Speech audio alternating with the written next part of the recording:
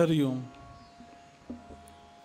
अखंडमंडलाकारं व्याप्तं येन चराचरं तत्पदं दर्शितं येन तस्मै श्री गुरवे नमः। ओम। आत्ताच्या या सत्रामध्ये आपण एका विशेष कार्यक्रमाला जमलेलो आहोत। आपल्याला सगळ्यांना कल्पना आहे त्याची की स्वामीजींच्या स्मृतींचं संकलन करून त्याचा जो ग्रंथ निर्माण झालेला आहे त्याचं प्रकाशन या सत्रामध्ये आत्ता होणार आहे। त्या प्रकाशनाच्या मुख्य कार्यक्रमाकडे वळण्यापूर्वी कालच एक आनंदाचा योगायोग घडून आला, तो म्हणजे स्वामीजींचं जे पूर्णाकृती शिल्प आहे, मूर्ती आहे, ती आश्रमात काल येऊन इथे स्थापन झालेली आहे। आपटे काका काकू आणि बाळाकाका सरिताताई यांच्या हस्ते पूजन करून आपण संध्याकाळी जे साधक इथे कालपासून आहेत त्यांच्या उपस्थितीत तो सोहळा पार पडला। ते शिल्प ज्यांच्या हस्ते साकारलं गेलेलं आहे ते म्हणजे अभिजितदादा धोंडफळे। ते आज या कार्यक्रमाला आवर्जून आलेले आहेत आणि स्वामीजींचं जे चरणशिल्प आधीपासून तिथे आहे तेही त्यांनीच साकारलेलं आहे। तर विशेष धन्यवाद अभिजितदादांना सर्व साधक परिवारातर्फे। आणि त्यांना मी विनंती करतो की इथे यावं आणि एक कृतज्ञता त्याचं टोकन म्हणून डॉक्टर हिमांशू वझे त्यांचा सत्कार करतील। ते सपत्नीक इथे आलेले आहेत, तर त्यांच्या आणि आई पण आलेल्या आहेत त्यांच्या, तर त्यांनाही मी इथे बोलवतो। मीनाताईंच्या हस्ते त्यांना ग्रंथभेट देण्यात येईल।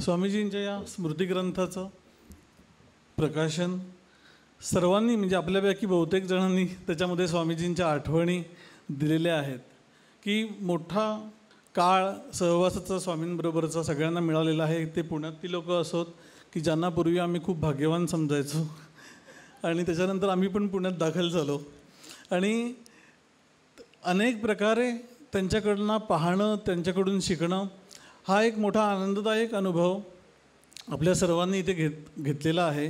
तो शब्दबद्ध करणं ही जी संकल्पना आहे ही स्वामीजी देहात असतानाच मुळात आलेली होती समोर।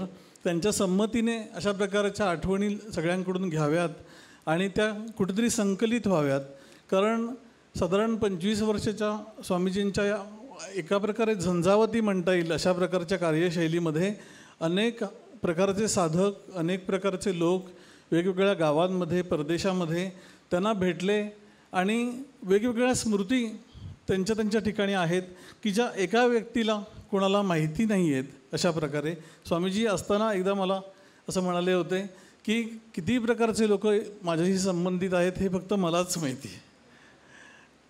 इतक्या म्हणजे दोन प्रकारचं म्हणजे आता हे खरं तर ह्या कार्यक्रमाचं सूत्रसंचालनाची जबाबदारी मी घेतलेली आहे। याची दोन कारणं आहे। एक तर कारण मनोगतवाल्यांना एक टाईम स्लॉट दिलेला असतो, सूत्रसंचालनवाल्याला तसं काही डिफाईन नसतं, त्यामुळे थोडी लिबर्टी घेता येईल। आणि दुसरं म्हणजे असं आहे की सूत्रसंचालन या शब्दामधलं जो सूत्र आहे ते स्वामींच्या प्रेमाचं सूत्र आहे आणि स्वामींच्या प्रेमाचं सूत्र याचा अर्थ स्वामींनी आपल्यावर केलेलं प्रेमाचं ते सूत्र आहे। स्वामी जसं म्हणत असत गुरुदेवांचा तो प्रसंग की तुम्ही तुमच्या गुरूंवर प्रेम कसं केलं, तर त्याच्यावर ते असं म्हणाले होते की आम्ही गुरूंवर प्रेम केलं हे काही खरं नाही, त्यांनी आमच्यावर जे प्रेम केलं त्याला आम्ही थोडासा लाजत काजत प्रतिसाद दिला, तेवढंच आमचं प्रेम. हा जो शब्द आहेत हे अगदी आमचे आहेत असं वाटतं, की कसं बोलावं गुरूंबद्दल हे संतांकडून शिकलं पाहिजे, संतांच्या चरित्रामधून काय शिकलं पाहिजे हे पण स्वामींनी आम्हाला शिकवून दिलेलं आहे. त्याच्या वाटेवर आम्ही चालतो आहोत. आणि ह्या सगळ्या आठवणी, त्याची कृतज्ञता व्यक्त करणं, त्या आठवणं आणि त्याच्यामधून तो पुनःप्रत्ययाचा आनंद घेणं, हा सगळा भाग या ग्रंथाच्या संकलनाच्या निमित्ताने आज होतो आहे. स्वामीजींचं कार्य जसं ध्यानयोगा आणि ज्ञानस्थितीच्या सखोलतेला कधीही न सोडता विस्तार पावलेलं, म्हणजे दोन्ही बाजूला, म्हणजे एका बाजूला खोली आहे आणि दुसऱ्या बाजूला विस्तार पण आहे, अशा दोन्ही अंगांचं ते कार्य.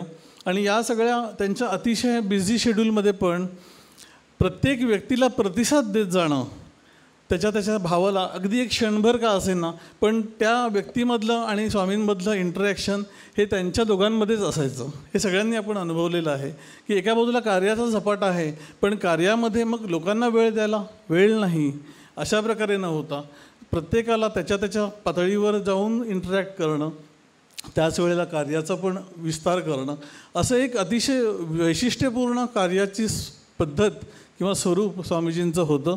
त्यामुळे त्या कार्याबद्दल पाहताना अवाक होणं हा भाग आहे.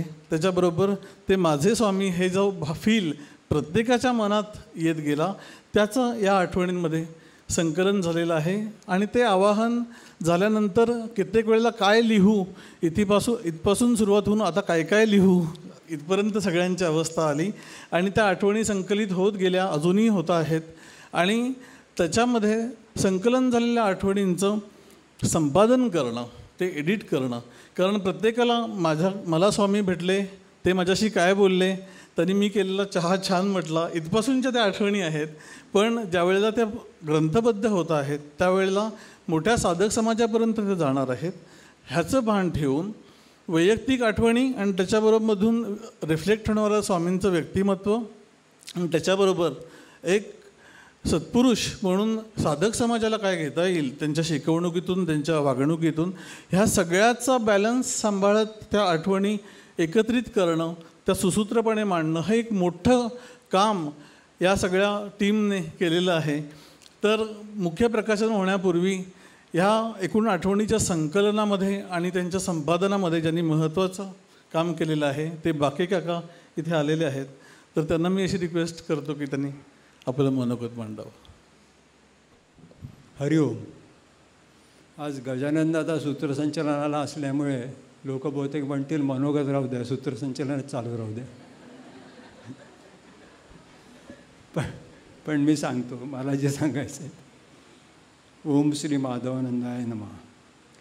ज्यांच्या सहवासाचं पुण्य आपल्याला लाभलं त्या स्वामीजींचं तृतीय पुण्यस्मरण आज आपण साजरं करतो आहे. बरोबर 3 वर्षापूर्वी स्वामीजी हे जग सोडून गेले.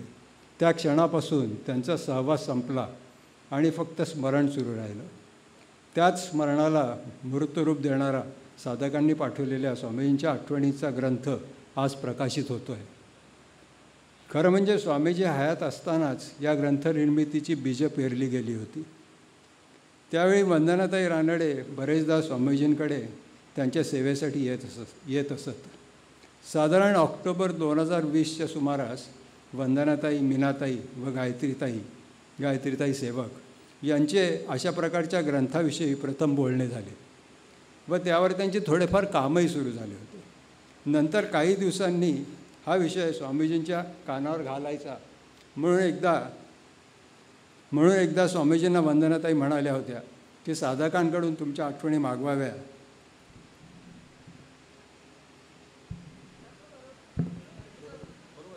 मला ताट बसता येत नाही आहे. ठीक. काही दिवसांनी हा विषय स्वामीजींच्या कानावर घालायचा म्हणून वंदनाताई एकदा स्वामीजींना म्हणाल्या होत्या की साधकांकडून तुमच्या आठवणी मागवाव्या व त्यांचा ग्रंथ व्हावा असं वाटतं आहे. त्यावर स्वामीजींनी जराही त्या गोष्टीला विरोध न करता चटकन होकार दिला होता व साधकांवर यासाठी कुठलेही बंधन न घालता त्यांना मुक्तपणे लिहू द्या असेही स्वामी म्हणाले होते.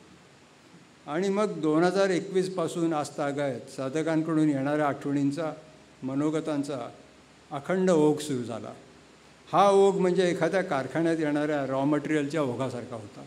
त्यावर निरनिराळे संस्कार होऊन फिनिश प्रॉडक्टच्या रूपात आज हा ग्रंथ मंडळाने आपल्यासमोर पूर्णत्वाला नेला आहे. अर्थात या सर्व प्रक्रियेत स्वामीजी त्यांच्या पाठीशी होतेच, हे आपल्याला हा ग्रंथ पाहून कळेलच. या 3-3.5 वर्षाच्या कालखंडात साधकांना वेळोवेळी मनोगत पाठवण्याबाबत आवाहन केलं गेलं. व्हॉट्सॲपच्या निरनिराळ्या ग्रुप्सवरून, प्रत्यक्ष फोन करून, गावोगावीच्या साधकांना सूचना पाठवून अशा कितीतरी मार्गांनी हे काम सुरू झालं. यासाठीचे अगदी पहिलं आवाहन व्हॉट्सॲप ग्रुपवरून 13 एप्रिल 2021ला गुढीपाडव्याच्या दिवशी साधकांना पाठवण्यात आलं आणि मग साधकांकडून आठवणी येण्यास सुरुवात झाली. हे सर्व सुरू असतानाच त्या करोना काळात ती अप्रिय घटना घडली. स्वामीजींनी ध्येय ठेवला. या घटनेमुळे साधकांकडून येणारा प्रतिसाद काहीसा मंदावला. आठवणी तर सगळ्यांच्या हृदयात दुप्पट वेगाने दाटून येतच होत्या, पण त्या कागदावर उतरेनाशा झाल्या. थोड्याच काळात म्हणजे मार्च 2022मध्ये स्वामींच्या गुरुभगिनी डॉक्टर लताताई भिशीकर यांनी स्वामींची चरित्र लिहिण्याचा प्रोजेक्ट हाती घेतला. त्यासाठी त्या पुण्यात येऊन त्यांनी साधकांशी संवाद साधला.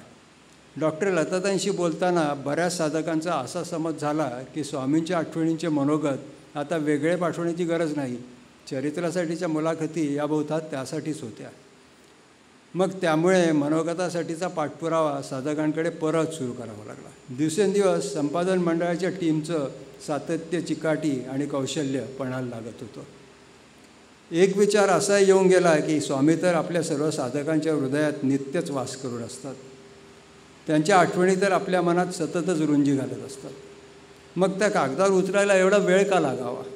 समर्थांच्या दासबोधात सद्गुरू स्तवन समासात एक ओवी आहे. आता सद्गुरू वर्णवेना जेथे माया स्पर्शो सकेला ते स्वरूप मजा अज्ञाना काय कळे. मायेच्या प्रांतात वावरणाऱ्या आम्हा साधकांना ते स्वामींचं मायेपलीकडचं स्वरूप की जे कदाचित काही साधकांना कळलंही असेल, ते परत मायेच्या प्रांतात येऊन कागदावर उतरवणं अवघडच गेलं असणार. स्वामींचं सर्वव्यापी पण सूक्ष्म असं दिव्यत्व जे आपल्या सर्वांनाच भावलं, जाणवलं, ते स्थूल अशा शब्दात कसं सांगणार? पण तरीही आपल्या सर्वांना आपल्या स्वामींबद्दल भरभरून सांगावंसं किंवा बोलावंसं वाटतंच.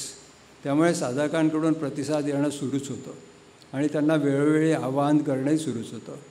अनेक ठिकाणून अनेक ठिकाणी मनोगतं येत होती. ऑनलाईन येणारी मनोगतं ठरवून दिलेल्या ईमेल ID वर, व्हॉट्सॲप ग्रुप्सवर, संपादन मंडळातील व्यक्तींच्या वैयक्तिक व्हॉट्सॲपवर, स्वरूपयोगच्या ईमेल ID वर अशा निरनिराळ्या ठिकाणी येत होती. तर काही साधकांनी तर प्रत्यक्ष मनोगत, लेखी मनोगत स्वरूपयोग ऑफिसला आणून दिलं. येणाऱ्या मनोगतांचे प्रकारही अनेक होते. हस्तलिखित मनोगतांपासून ते ऑडिओ फाईलपर्यंत असे ते प्रकार होते. अनेकांनी मराठी टायपिंगच्या अडचणीमुळे हस्तलिखित पाठवणंच पसंत केलं.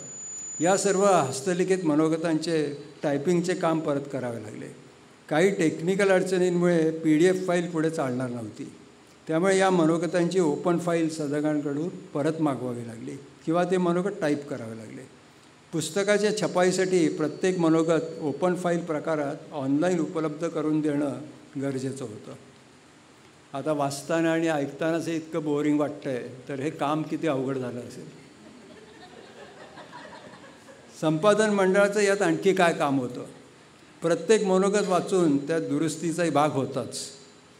दुरुस्ती म्हणजे लेखन शुद्धता, व्याकरण तपासणे, लेखनातील वारंवारता टाळणे, संतवचनातला नेमकेपणा तपासणे, हेही त्यात होतंच. जवळजवळ 70% मनोगतांची सुरुवात ओम श्री सद्गुरुनाथाय नमः अशासारखी होती. नुसती एवढी ओळ जरी वेगळी केली असती तरी याचं एक स्वतंत्र पुस्तकच झालं असतं.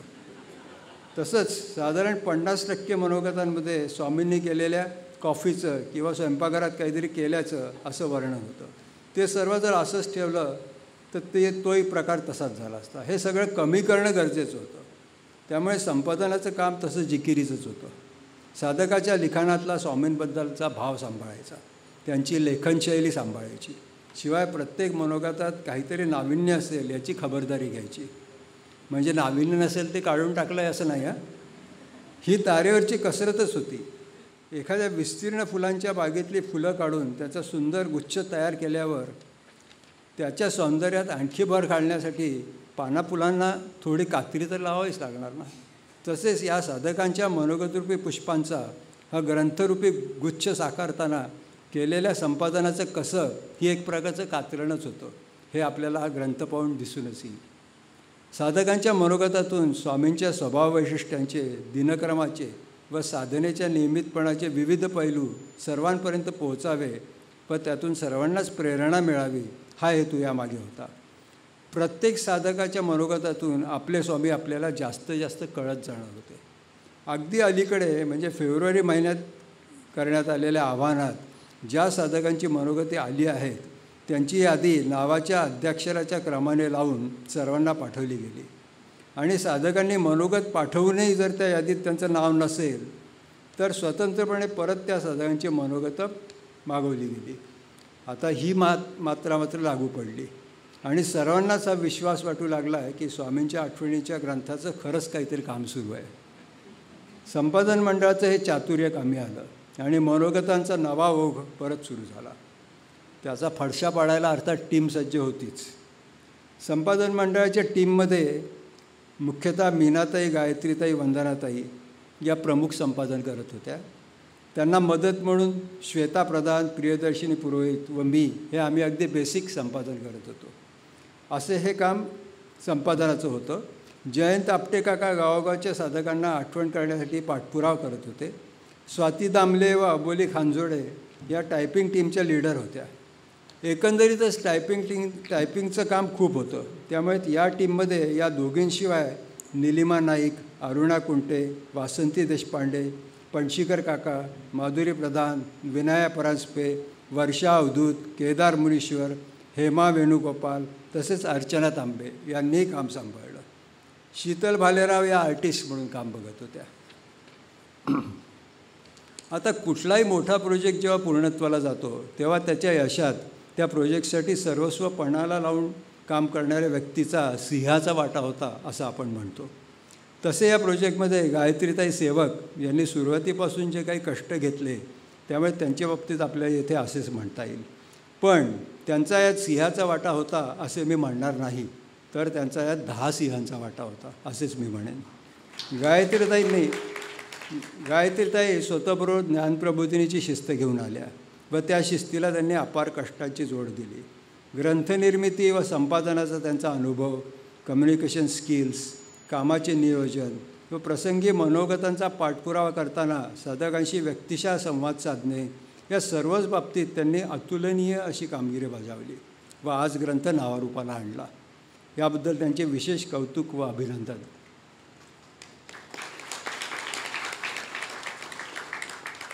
मीनाताई जोशी यांचा विशेष उल्लेख केल्याशिवाय संपादन मंडळाची ओळख अपूर्णच राहील. या संपूर्ण प्रोजेक्टमध्ये त्या सक्रिय सल्लागार, मार्गदर्शक व टेक्निकल ॲडवायझर होत्या. पुस्तक छपाईसाठी लागणाऱ्या कित्येक टेक्निकल स्टेप्स व श्रीलिपी संबंधित गोष्टी त्यांच्या मार्गदर्शन व सहकार्याशिवाय शक्य नव्हत्या. त्यांचे खास अभिनंदन. एकंदर सर्व टीम टाळ्या होऊ द्या, झाल्याच पाहिजेत.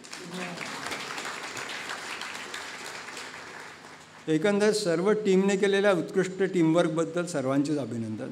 विशेषतः स्वाती दामले व अबोली खांजोडे यांनी शेवटी अगदी हातगाईवर आलेले काम टायपिंग टीमकडून चोखपणे करून घेतले, यासाठी त्यांचेही कौतुक. मनोगतांबरोबरच स्वामींच्या फोटोंची पुस्तकात निरनिराळ्या ठिकाणी रचना केली आहे. त्यासाठीचे व पुस्तकाच्या एकंदर मांडणीसाठीचे शीतल भालेराव यांचे आर्टिस्ट म्हणून योगदान मोठे आहे. आणि last but not the least, स्वरूपच्या सर्वच प्रकाशनांना पूजनीय आशाताई यांचा जसा हातभार व शुभेच्छा असतात तशाच या ग्रंथालाही आहेतच. काही दिवसापूर्वी अयोध्येतल्या राममूर्तीसाठी 2-2 रेशमी धागे भक्तांनी विणून अयोध्येला पाठवले होते. यथावकाश त्याची रेशमी वस्त्र श्रीरामासाठी तयार झाली.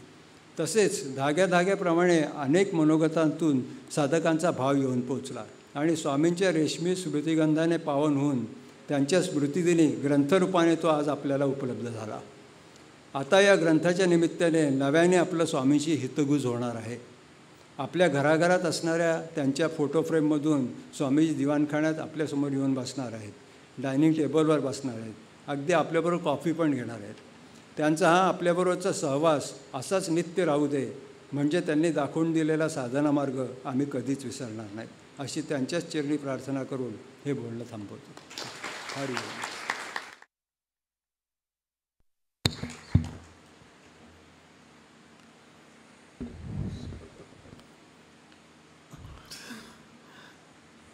अशा प्रकारच्या प्रोजेक्टसाठी किती प्रकारची कामं बॅकग्राऊंडला चालू असतात आणि आपण छोटं आपापले योगदान देऊन खारीचा वाटा म्हणतो त्याप्रमाणे अनेक प्रकारे ह्या एकूण कार्याला कसे सहभागी होऊ शकतो, आपला कॉन्ट्रीब्युशन देऊ शकतो, याचा एकूण आवाका आता बाकी काकांच्या या मनोगतातून आला.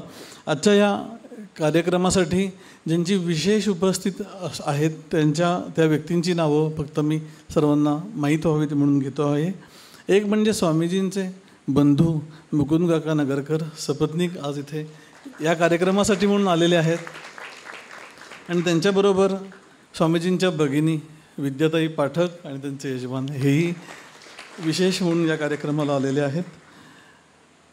त्याच्यानंतर पुण्यातली जी ध्यानकेंद्र चाललेली आहेत ज्या वास्तूमध्ये चंद्रचूड यांच्या वास्तूमध्ये, ते चंद्रचूड काका आणि त्यांच्या पत्नी हेही या कार्यक्रमाला विशेष उपस्थित आहेत.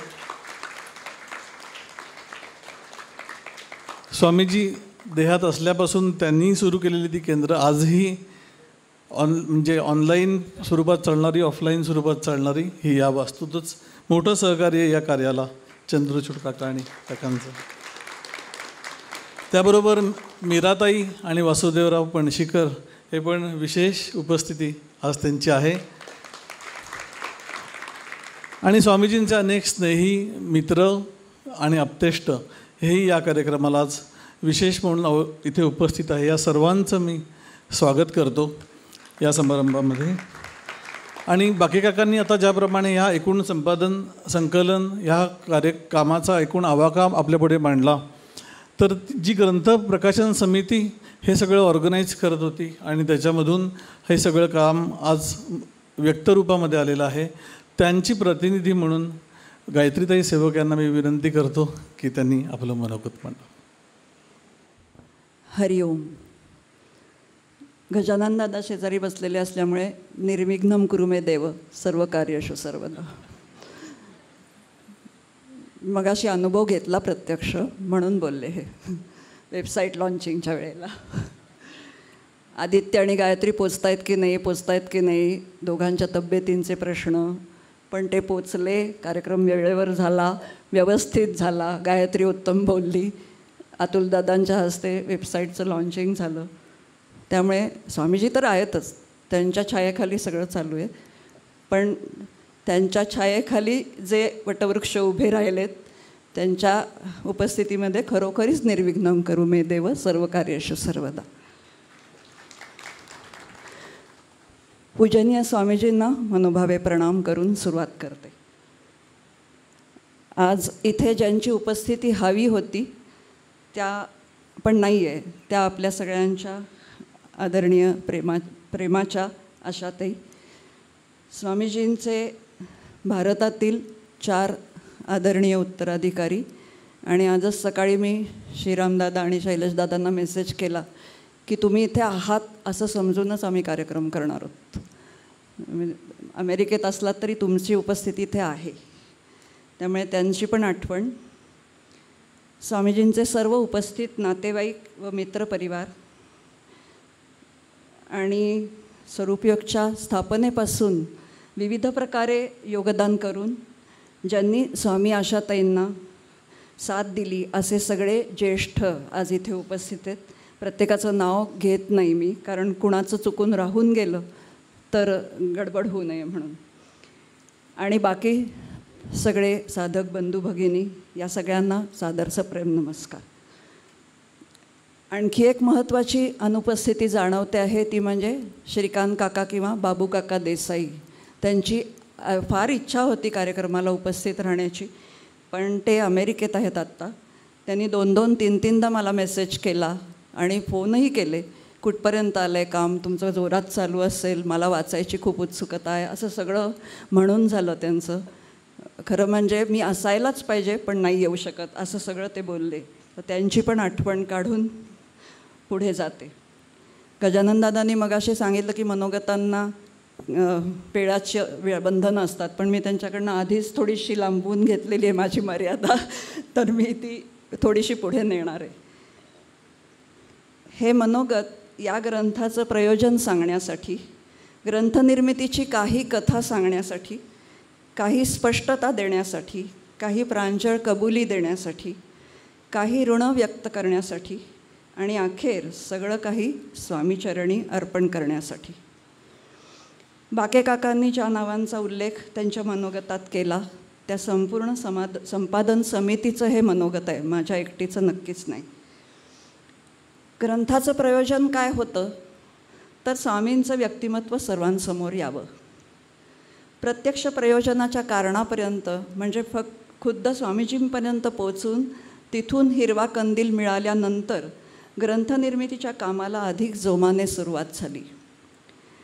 आध्यात्मिक संप्रदायांचे अध्वर्यू, सन्माननीय व्यक्ती, स्वामीजींचे 6 उत्तराधिकारी, कुटुंबीय व नातेवाईक, ऑफिसमधील सहकारी आणि शाळा महाविद्यालय व अन्य काळातील आप्तमित्रांचा परिवार अशा सर्व मिळून सुमारे 339 छोट्या मोठ्या लेखांचा समावेश या स्मृतिग्रंथाच्या 3 खंडांमध्ये मिळून झाला आहे. श्रीमद भगवद्गीता नित्यपाठ या पुस्तकाच्या प्रकाशन प्रसंगी प्रकट झालेल्या स्वामीजींच्या वडिलांच्या मनोगताचा याच्यात समावेश आहे. काही सन्माननीय तसंच जगविख्यात व्यक्तींचं लेखन यात समाविष्ट झालं. त्याप्रमाणे तेजोनिधीतील माळीबुवा आणि स्वच्छता सेवा करणाऱ्या लक्ष्मीबाईंशी संवाद साधून त्यांचेही स्वामींविषयीचे भाव शब्दबद्ध झाले.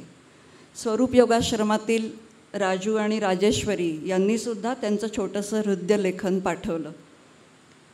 स्वामीजींचे नातेवाईक, ऑफिसमधील सहकारी आणि मित्र यांच्या लेखांमधून स्वामीजींचे वेगळे आणि विलोभनीय आयाम आपल्यासमोर येतात. स्वामी त्या सर्वांचे बॉस कसे होते, शब्दशः बॉस होते, म्हणजे बॉसच म्हणायचे सगळे मित्र स्वामींना, याची वर्णनं वाचायला मिळतात. त्यांची आज इथे अरविंद जेजुरीकर आणि किशोर पुरंदरे हे स्वामीजींचे मित्र उपस्थित आहेत.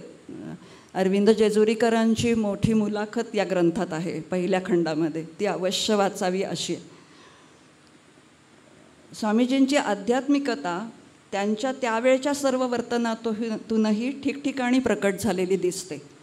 तसंच त्यांच्यात मुळातच असलेली सहजता, नर्मविनोदी स्वभाव, कोणाशीही जुळणारं मैत्र, निस्वार्थीपणा यावर आधारित आविष्कारही पाहायला मिळतात. या ग्रंथात बालकेंद्रातील एकाच पिल्लूचं मनोगत आलं आहे, पण नंतर त्यांची स्वतंत्र पुस्तिका प्रकाशित करावी आणि राहिलेली त्रुटी भरून काढावी असं आमच्या मनात आहे. आठवणींचं संपादन करताना मोठीच परीक्षा होती. मजकूर निवडीचे 4 निकष मनात होते.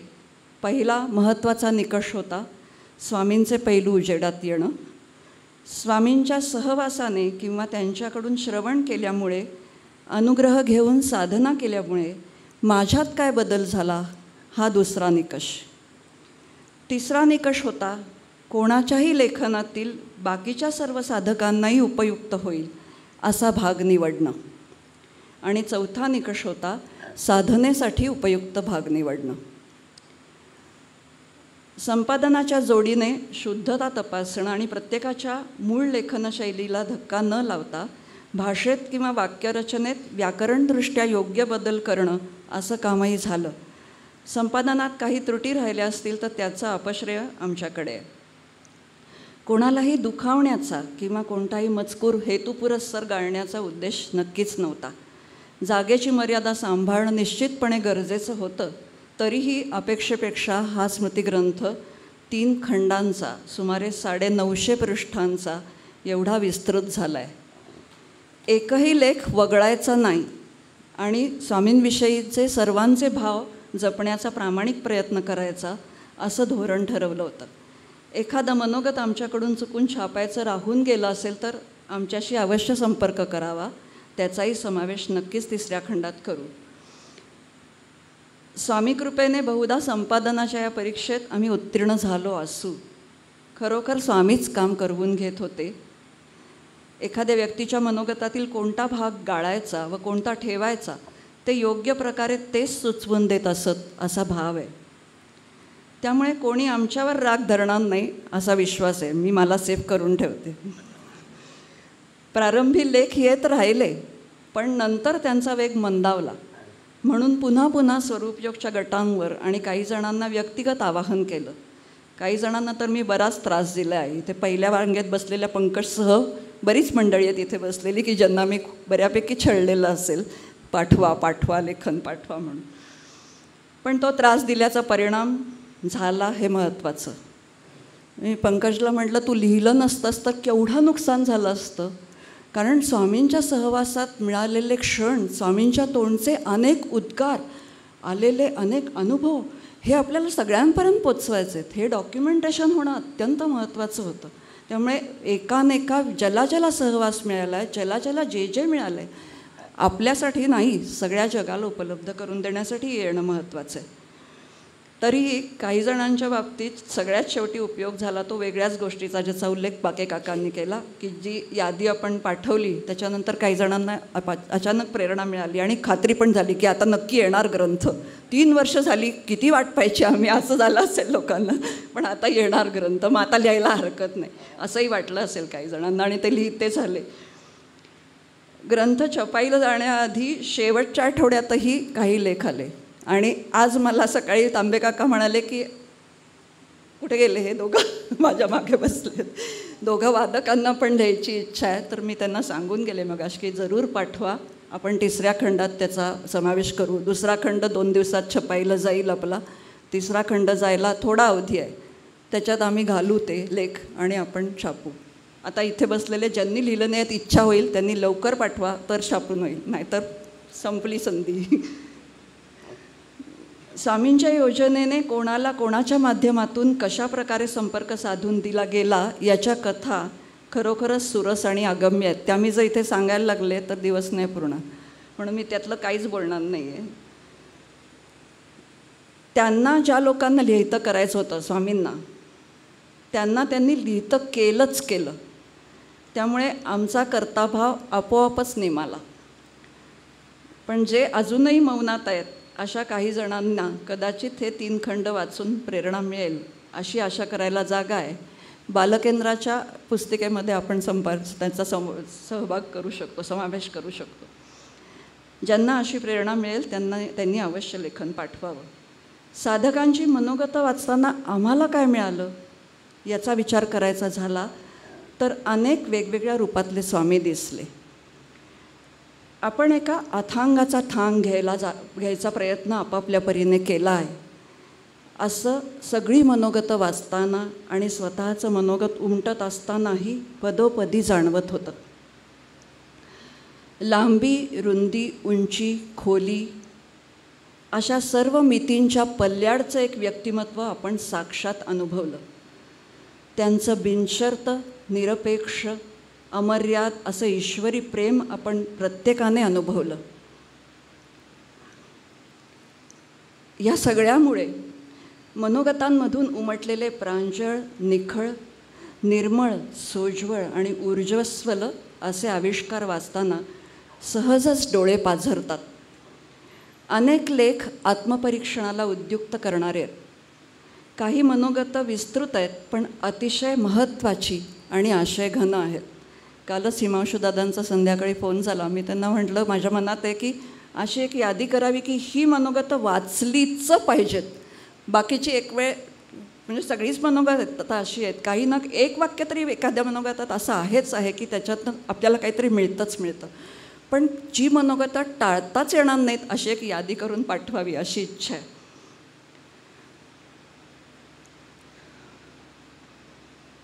स्वामींचं स्थान सर्वांच्या हृदयात किती खोलवर स्थापित झालं आहे हे प्रत्यक्ष वाचूनच अनुभवण्यासारखं आहे.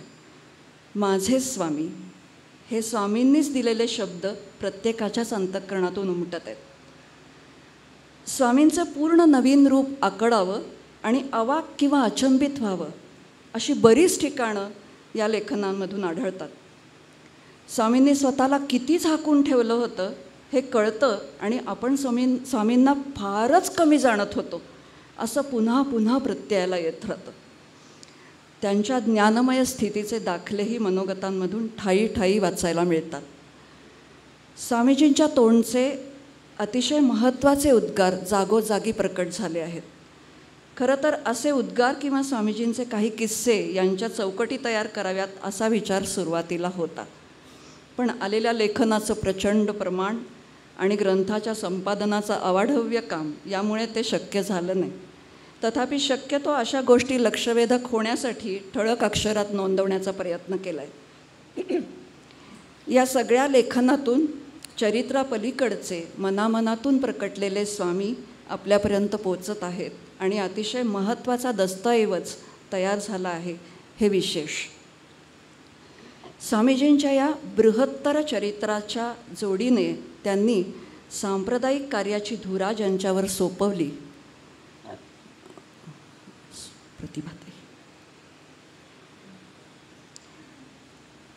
प्रतिभाताई भिसे आल्यात, त्यांना आत घेऊन येऊन स्वामी माधवनाथांच्या कन्या येत आहेत. स्वामीजींच्या या बृहत्तर चरित्राच्या जोडीने त्यांनी सांप्रदायिक कार्याची धुरा ज्यांच्यावर सोपवली अशा 6 उत्तराधिकाऱ्यांच्या स्वामीजींसहच्या प्रवासातील काही भाग आपल्याला वाचायला मिळेल. हेही या ग्रंथाचं एक वैशिष्ट्य आहे.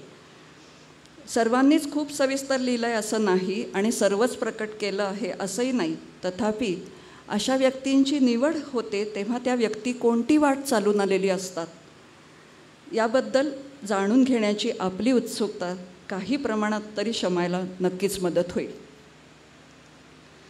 स्वरूपयोगच्या कामाच्या सुरुवातीपासून स्वामींसह खामठोकपणे उभ्या राहिल्या आपल्या सर्वांच्या आशाताई. त्यांचं या कार्यातलं योगदान, स्वामींना आध्यात्मिक कार्य आणि साधना यांसाठी दिलेलं संपूर्ण स्वातंत्र्य, संसाराचा भार वाहण्याची घेतलेली जोखीम, उदार मनाने वर्षानुवर्ष अनेकानेक लोकांना आपल्या घरात राहण्यासाठी आणि वावरण्यासाठी दिलेली मुभा, युवा साधिकांना शिकवलेल्या स्वयंपाकातील युक्त्या, अशा आशाताईंच्या अनेक पैलूंचं दर्शन मनोगतांमधून घडतं. स्वामींच्या ज्ञानमय स्थितीला प्रत्यक्ष अप्रत्यक्षपणे आशाताई अनेक प्रकारे सहाय्यभूत झाल्या आहेतच आहेत. ऋणनिर्देशामध्ये आदरणीय आशाताईंनी सर्वांविषयीच्या आमच्याही भावना व्यक्त केल्या आहेत. म्हणून त्यांना केवळ मम म्हणून, म्हणजे ग्रंथातल्या ऋणनिर्देशाबद्दल मी बोलते आहे, आशाताईंना मम म्हणून फार औपचारिकतेत न शिरता सर्व साधक सहकार्यांविषयी मनपूर्वक प्रेम व्यक्त करते. एक महत्त्वाचा ऋणनिर्देश आम्ही करायला हवा तो आदरणीय आशाताईंचा. त्यांनी या ग्रंथासाठीची छान प्रस्तावना, ऋणनिर्देश आणि मलपृष्ठावरचा मजकूर असं सगळं लिहून पाठवलं. त्यामुळे ग्रंथाचा आरंभ आणि सांगता देखणी झाली. या संपूर्ण संपादन सेवेची आमच्या व्यक्तिगत साधना प्रवासात निश्चितच मदत झाली आहे. स्वतःला वेळोवेळी तपासून पाहता आलं आहे आणि त्यामुळे सर्व साधक लेखकांचंही आमच्यावर मोठं ऋण आहे. स्वामीजींचं कल्याणमस्तू हे आशीर्वचन स्मरून आणि त्यांचा कृपाहस्त मस्तकी स्थिरावला आहे असं कल्पून या मनोगताच्या समारोपाकडे येते. आमच्याकडून कुठे शिष्यमर्यादा ओलांडली गेली असेल तर त्याबद्दल स्वामीजींच्या चरणी क्षमाप्रार्थी आहोत. स्वामीजींच्या आशीर्वादाने त्यांची लेकरं जे जे बोलली आहेत ते सर्व या स्मृतिग्रंथाच्या रूपाने त्यांच्याच चरणी समर्पण. पन्हाळ्याच्या शिबिरातला एक प्रसंग सांगून विराम देते. दिंडीच्या शेवटच्या काही भागाचं सूत्रसंचालन स्वामींनी मला करायला सांगितलं होतं. शेवटी जय जयकाराच्या वेळी बोला पुंडलिक वरदा पासून क्रमाने सर्व जय जयकार करत मी उत्स्फूर्तपणे परमहंस सद्गुरू स्वामी माधवानंद महाराज की जय असं म्हटलं आणि तो घोष केल्यावर सगळ्या शिबिरार्थी तेवढ्याच उत्साहाने जोमाने त्याच्यात सहभागी झाले आणि त्या क्षणी विजेच्या चपळाईने स्वामी व्यासपीठापाशी आले आणि अत्यंत जरबेच्या स्वरात पुन्हा असं करायचं नाही असं मला सांगितलं. ते कानात अजूनही माझ्या शब्द घुमत राहतात. ते जे अमानित्व होतं ते शेवटपर्यंत तसंच होतं. पण आज मला भीती नाही. बोला सद्गुरू स्वामी माधवानंद महाराज की.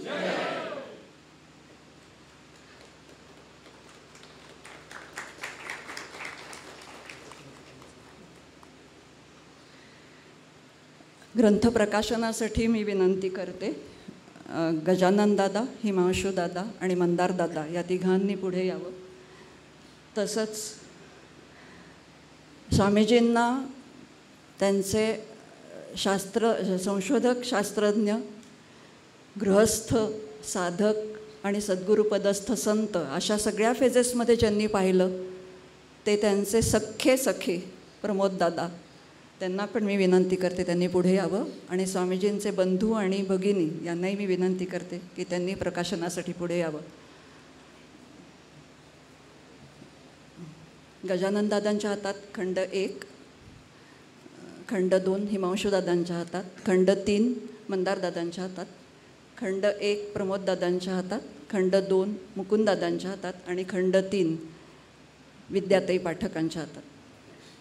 अतुलदादा साक्षीभवानी आहेत आत्ता, कारण त्यांच्या हस्ते आपण वेबसाईट लॉन्चिंग केलं आहे मगाशी, म्हणून त्यांना तिथे समोर बसवलं आहे आत्ता.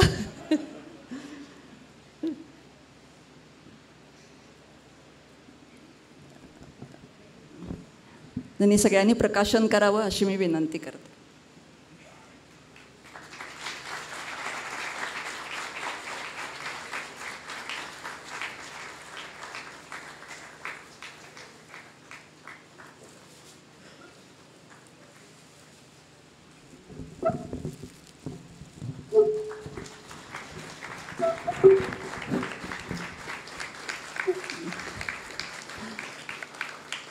खंड 1ची छपाई पूर्ण झालेली आहे.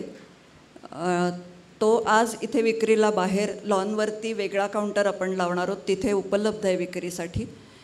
खंड 1, 2, 3 या तिन्ही खंडांची मिळून अत्यंत सवलतीची किंमत आपण ठेवू शकलो, कारण खूप मोठे प्रायोजक स्वामीजींचे अत्यंत निकटचे, त्यांनी नाव जाहीर करायला परवानगी नाही आहे त्यामुळे मी करणार नाही, त्यांनी प्रायोजन दिल्यामुळे अतिशय सवलतीच्या किमतीत आपण ठेवू शकलो आहे. 300 रुपये याची सवलतीचं मूल्य आहे. ज्यांना नंतर खंड 2 आणि 3 आपण पोस्टाने पाठवू किंवा कुरिअरनी पाठवू, त्याचे सगळं जयश्रीताई बोलतील नंतर काउंटरवर त्याबद्दल. खंड 2 छपाईला जाईल. आत्ता आपण खंड 2 आणि 3ची मजकुराची प्रत आजच्या पुरती प्रकाशित केली आहे. त्याच्यात फोटो आता इन्क्लूड खंड 2मध्ये झाले आहेत, खंड 3मध्ये होत आहेत. या सगळ्याला खूप वेळ लागतो, फोटोंवरती काम करणं, त्याचं छपाईचं काम, हे सगळ्याला. तर ते चालू आहे अजून आणि ते होईल, तर ते नंतर मिळेल. पण तोपर्यंत खंड 1ची वाचनाची सुरुवात आपण सगळे करू शकू आणि उत्सुकता शमायला सुरुवात होईल की काय आहे आतमध्ये असं बघायला मिळेल सगळ्यांना. तर जरूर सुरुवात करा वाचायला असं सुचवते. आपल्या 6 प्रतिनिधींच्या वतीने गजानन दादा जाहीर करतील प्रकाशन झाल्याचं.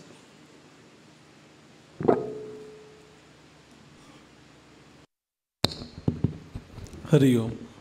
स्वामीजींच्या स्मृतिग्रंथाचं प्रकाशन झालं आहे असं मी जाहीर करतो. आता या मनोगतांमध्ये म्हणजे गद्य मनोगतांबरोबरच ज्यांना गायनाची विशेष देणगी लाभलेली आहे असे डॉक्टर अतुल दीक्षित, त्या निमित्ताने आपलं गायन स्वरूपात मनोगत सादर करतील.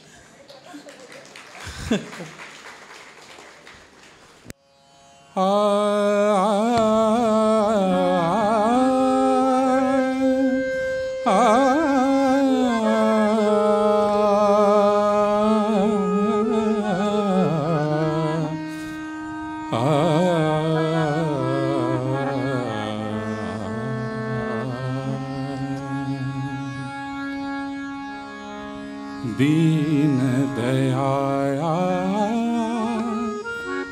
श्री गुरुदेवा,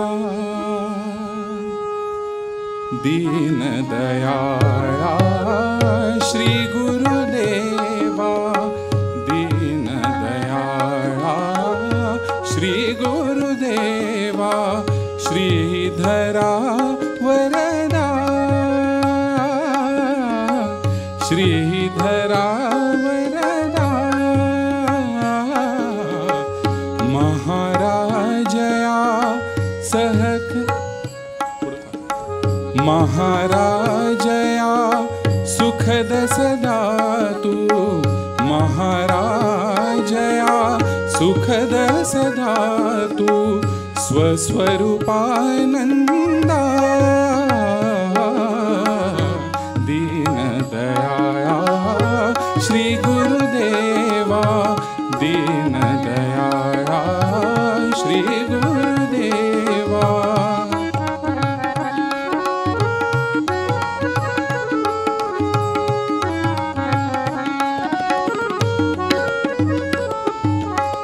मन पवनाची गाठ बांधुनी मन पवनाची गाठ बांधुनी दिधली तू आता दिधली तू आता सोहम अजपा जप ध्यानाची सोहम जपा जप ध्यानाची पटली खुणचित्ता पटली खुणचित्ता पटली खुणचित्ता दीनदयाळा श्री गुरुदेवा दीनदयाळा श्री गुरुदेवा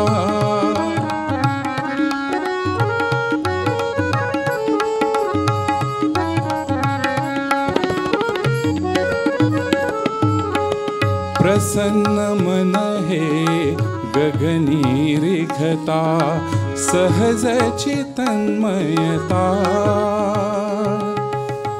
प्रसन्न मन हे गगनी रिघता सहज चितन्मयता क्षणासवे त्या विरून जाती क्षणासवे त्या विरून जाती अहंकार ममता अहंकार ममता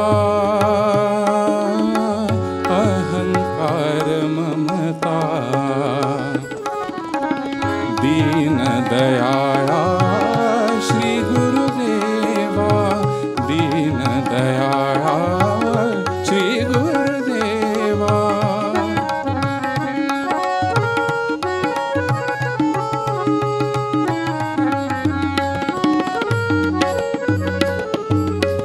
सगळे विश्वची मंगलमय हे सगळे विश्वची मंगलमय हे नुरे आप परता सगळे विश्वची मंगलमय हे नुरे आप परता सुष्ट दुष्ट त्या स्त्री अन पुरुषी सुष्ट दुष्ट त्या स्त्री अन पुरुषी एकची समरसता एकची समरसता एकची समरसता दीनदयाळा श्री गुरुदेवा दीनदयाळा श्री गुरुदेवा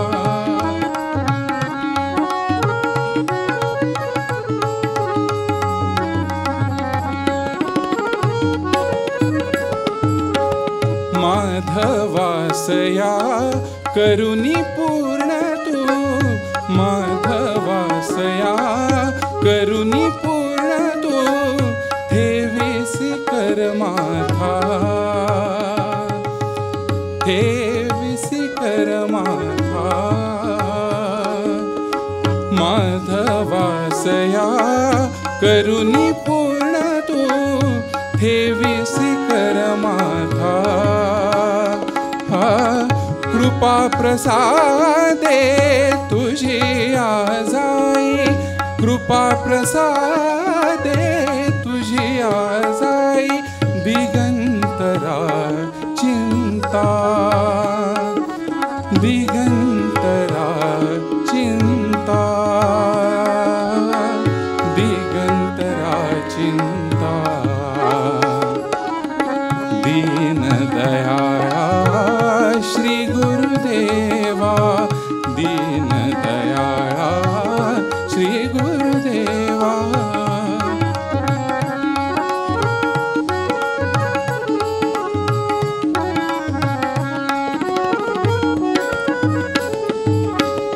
आत्मत्वे तुझ करुणी नमना आली लीनता आत्मत्वे तुझ करुणी नमना आली लीनता लवण सागरी मिळे तसाची लवण सागरी मिळे तसाची मी स्वरूपी आता मी स्वरूपी आता मी स्वरूपी आता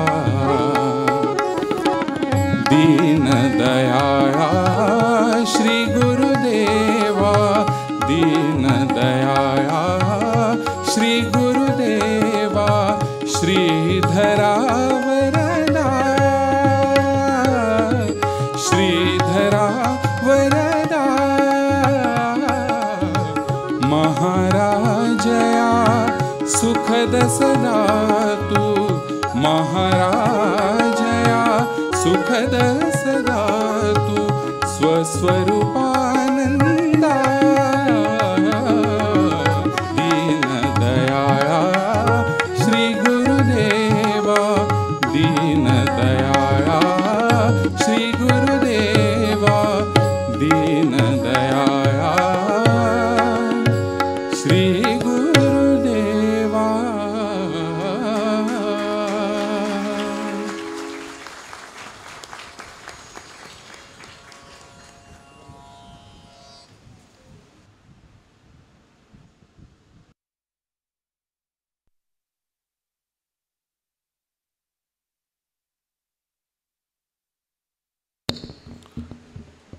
एकूण स्वामींबद्दलचे भाव व्यक्त करणं किंवा मनोगत व्यक्त करणं याला स्वामींकडूनच एवढ्या रेस्ट्रिक्शन्स आपण अनुभवलेले आहेत की एकच कार्यक्रम असायचा तो म्हणजे गुरुपौर्णिमेचा ज्यात कधीतरी आपला नंबर लागावा म्हणून अनेक लोक नंबर लावून बसलेले असायचे आणि त्यांच्या व्यक्त होण्यातून आपले भाव ज्यावेळेला व्यक्त होतात त्यावेळेला अव्यक्त रीतीने स्वामींपर्यंत ते सगळं पोचतं आहे ही तर आश्वासनता कायमच असे पण कधीतरी ते सांगायला मिळावं जी अनुभवाची गोडी आहे ती व्यक्त करता यावी हे सगळ्यांचंच इच्छा असते त्याच्यामध्ये तर त्याप्रमाणे गुरुपौर्णिमा आज जरी नसली तरी स्वामीजींच्या आठवणी आज प्रकाशित होत आहेत तर त्याचं औचित्य साधून आता आधी डॉक्टर हिमांशू ओझे आणि मग मंदार लेले हे दोघेही आपली मनोगत सादर करतील.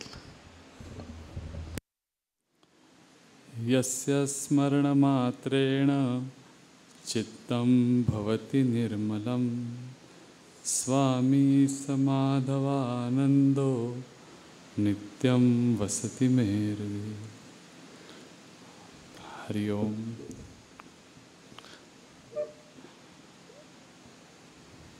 पूजनीय स्वामीजींची काल तिथीनी पुण्यतिथी होती आणि उद्या तारखेनी आहे. त्यामुळे आजचा दिवस हा अतिशय उचित आहे. दोन्हीचा सुवर्ण मध्य गाठून आपण स्वामींचं तृतीय पुण्यस्मरण करण्यासाठी इथे जमलो आहे. आणि जसा हा दिवस 2 दिवसामधला एक सँडविच डे आहे, तसाच अजून एक सँडविच करायचा घाट माझा गजानननी घातलेला आहे की अतुलचं गाणं आधी आणि नंतर मंदारचं बोलणं.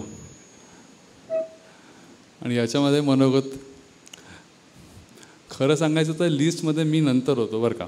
मला जी पाठवली मी त्याला सरबत पिताना हळूच विचारलं की तसंच आहे ना सिक्वेन्स. तर तो म्हणला नाही तसा नाही आहे, कारण स्वामीजींनी तुला माहिती सांगितलं होतं की मंदारच्या नंतर कोणी बोलायचं नसतं, त्यामुळे तूच आधी बोल. आणि ते बरोबरच आहे की जसं ते संकेत असतात ना शास्त्रीय संगीताच्या मैफिलीमधले की भैरवीच्या नंतर फुल स्टॉप, बाकीचे राग आधी. मनोगतच आहे ना, त्यामुळे मी मनातलं बोलू शकतो. कारण मनोगताचं असं असतं की तुम्ही मनोगत, जसं तो आत्ता म्हणला की मी सूत्रसंचालन माझ्याकडे घेतलं आणि मनोगत यांच्याकडे दिली. त्यांनी 2 कारणं सांगितली त्याची, की सूत्रसंचालन करणाऱ्याला किती वेळ बोलता येतं आणि प्रेमाच्या सूत्रात आपण बांधलं गेलो आहे स्वामींचं. अजून 3रं एक कारण आहे ते मी तुम्हाला सांगतो की कसं आहे, सूत्रसंचालक हा सारथ्यासारखा असतो. गीतेमध्ये असं बघा, सारथ्य कोणी घेतलं होतं स्वतःकडे, त्याला माहिती होतं की रथ कुठे नेऊन उभं करायचं. त्यामुळे काय बाण मारणाऱ्याला सो बरं वाटतं की त्याला वाटतं की आपण लढतोय ॲक्च्युली, पण उभं करणारा माणूस वेगळा असतो जरी तो खाली बसला असला तरी.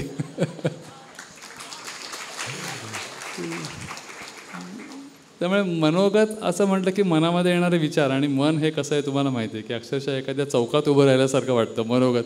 जरी गुरुपौर्णिमेला लोक वशिले लावायचे की आम्हाला भक्त करू दे, तरी असं जेव्हा करायला आपण सुरुवात करतो लक्ष येतं की इतक्या गोष्टी आहेत मनामध्ये, विशेषतः अशा दिवशी.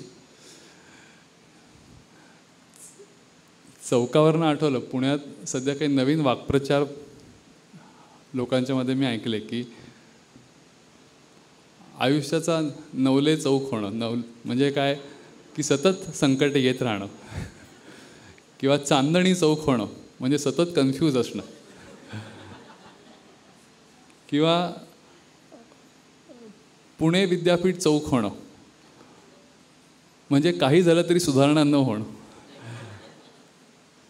जर गमतीचा भाग सोडला तर मनोगत ही अशी गोष्ट आहे की it can lead to anywhere. पण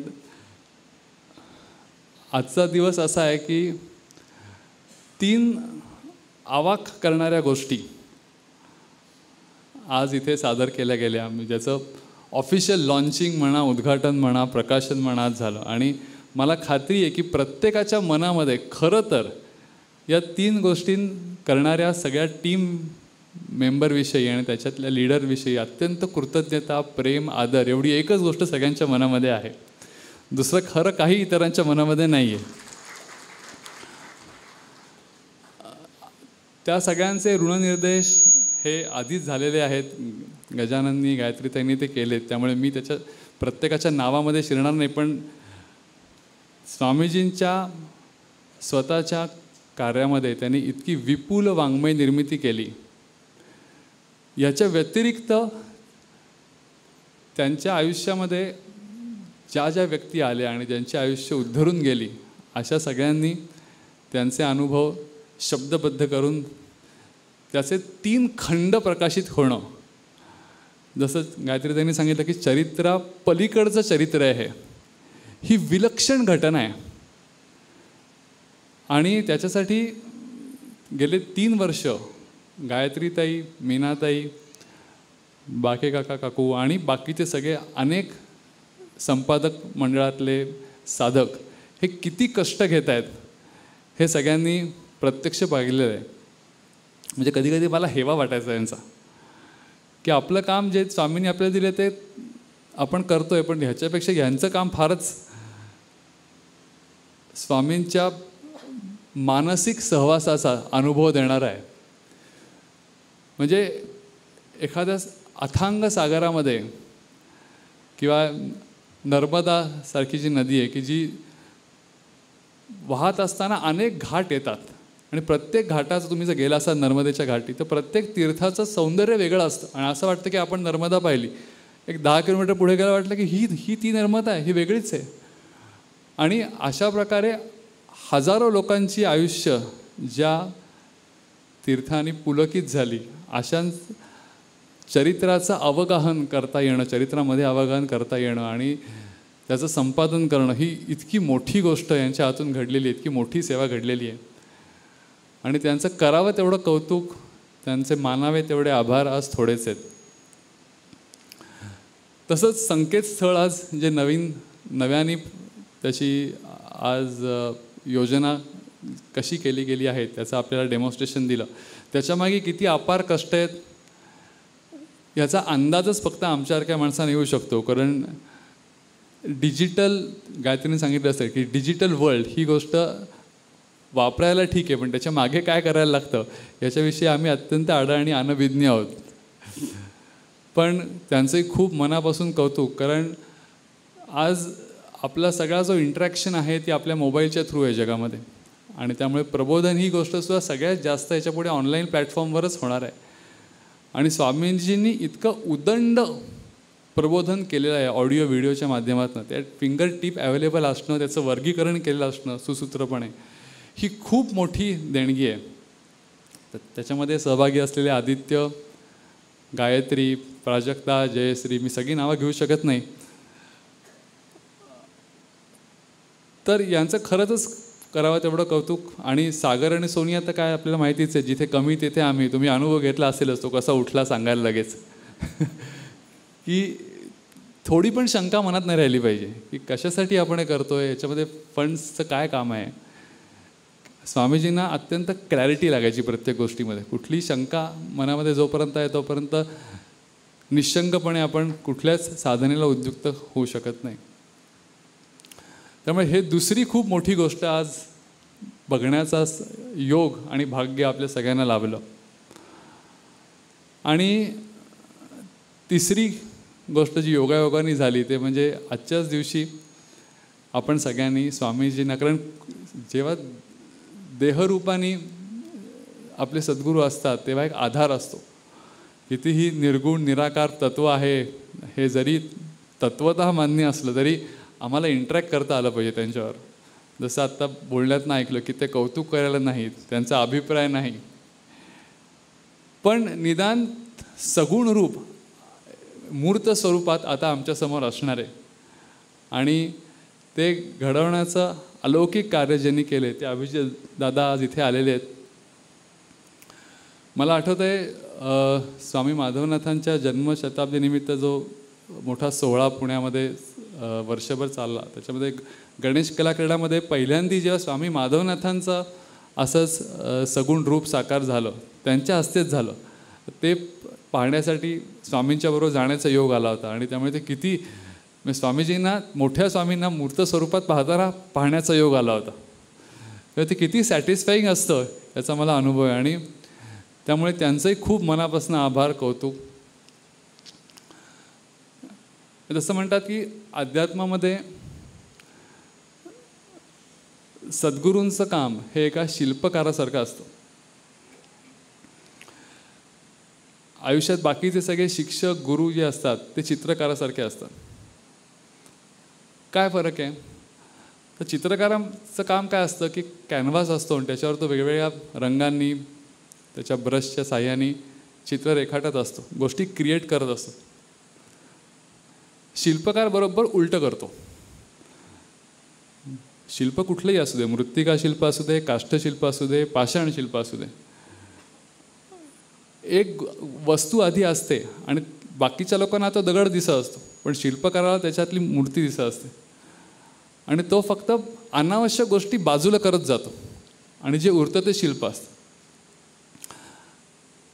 आपल्या भारतीय तत्त्वज्ञानामध्ये हीच गोष्ट सांगितली की जी गोष्ट तुझ्या अनुभवाला यायची आहे ती स्वयंसिद्ध आहे, ती तू आहेच मुळात, ती तुला आणवायची नाही आहे. या क्षणीच ते तू आहेस. मग मला अनुभवाला काय येत नाही आहे, तर अनुभवाला ज्यामुळे येत नाही आहे त्या गोष्टी तुला बाजूला करायला पाहिजेत. त्यामुळे सगळ्या साधना ज्या आहेत त्या एका प्रकारे डिलिशन्स आहेत की ज्या गोष्टी माझ्यामध्ये येत आहेत, आत्मस्वरूप अनुभवण्याच्या मध्ये येत आहेत त्या मला काढत काढत काढत काढत काढत जायचं आहे आणि शेवटी जे उरेल ते आहेच आहे. त्यामुळे शिल्पकला ही खूप क्लोजली रिलेटेड आहे सगळ्या आपल्या आध्यात्मिक साधकांना घडवायचं जे काम असतं की जे आपल्या सद्गुरूंनी केलं. ग्रंथरूपाने आज आपण ते वाचणारच आहोत की शेकडो हजारो आयुष्य कशी त्यांनी उद्धरली. शिल्पकलेवरनं एक लहान मुलांसाठी एक गोष्ट आठवली मला आत्ता की असाच एक शिल्पकार असतो आणि तो इतका हुबेहूब शिल्प बनवायचा की ते शिल्प बनवल्यावर खरी व्यक्ती आणि शिल्प याच्यात फरकच सांगता यायचं नाही लोकांना, इतकं हुबेहूब बनवायचं. आणि त्याची खूप ख्याती असते. आयुष्यभर तो करत असतो आणि आयुष्याचा शेवट जवळ येतो आणि त्याला असं कळतं की आता यमदूत आपल्याला घ्यायला येणार आहेत. आता यमदूत येणार आहेत असं म्हणल्यावर कुठलाही माणूस आता काय करायचं, मला तर इतक्यात जायचं नाही आहे. मग त्याला एक युक्ती सुचते. तर तो असं करतो, तो स्वतःचं शिल्प करतो आणि 1 नाही 2 नाही 3 नाही 8 शिल्प करतो वेगवेगळ्या पोजमधले आणि ती त्याच्या घरामध्ये मोठ्या हॉलमध्ये ठेवतो. आणि यमदूत कधी येणार, यमदूतांची पण अपॉइंटमेंट असते, तुम्हाला माहिती आहे. आपल्याला घटिका हा शब्द माहिती आहे, त्या घटकेला येऊनच ते घेऊ शकतात, त्याच्या आधी त्यांना येता येत नाही. त्यांना पण प्रभाग नेमून दिलेले असतात. तर त्याला माहिती असतं की कुठल्या घटिकेला आपल्याला घ्यायला येणार आहेत. तर त्याच्या थोडंच आधी तो या 8 शिल्पामध्ये जाऊन एका पोजमध्ये स्थिर होतो. तर यमदूत दार ठोठवतात, कोणी उघडत नाही. मग ते शेवटी पुश करून आत येतात. बघतात तर ज्याला न्यायला आलो आहे त्याच्यासारखे 9 लोक. बरं, त्यांची पण वेळ महत्त्वाची असते. ती वेळ चुकली तर त्यांना उचलण्याचे आदेश नाही आहेत. आणि दुसरा नियम असा असतो की ज्याला हात लावेल त्यालाच न्यायला लागतं. हात लावलेली व्यक्ती जर खरी नसली तरी मग चान्स गेला. आता प्रश्न असो की आता कोणाला न्यायचं याच्यातल्या. पण यमदूत पण ट्रेंड असतात, हुशार असतात. तर ते चक्कर मारतात 9 जणांच्या मधनं आणि ते म्हणतात फारच काय जबरदस्त शिल्पकला आहे. मानलं म्हणजे जो कोण करणार आहे अफाट त्याची प्रतिभाशक्ती आहे.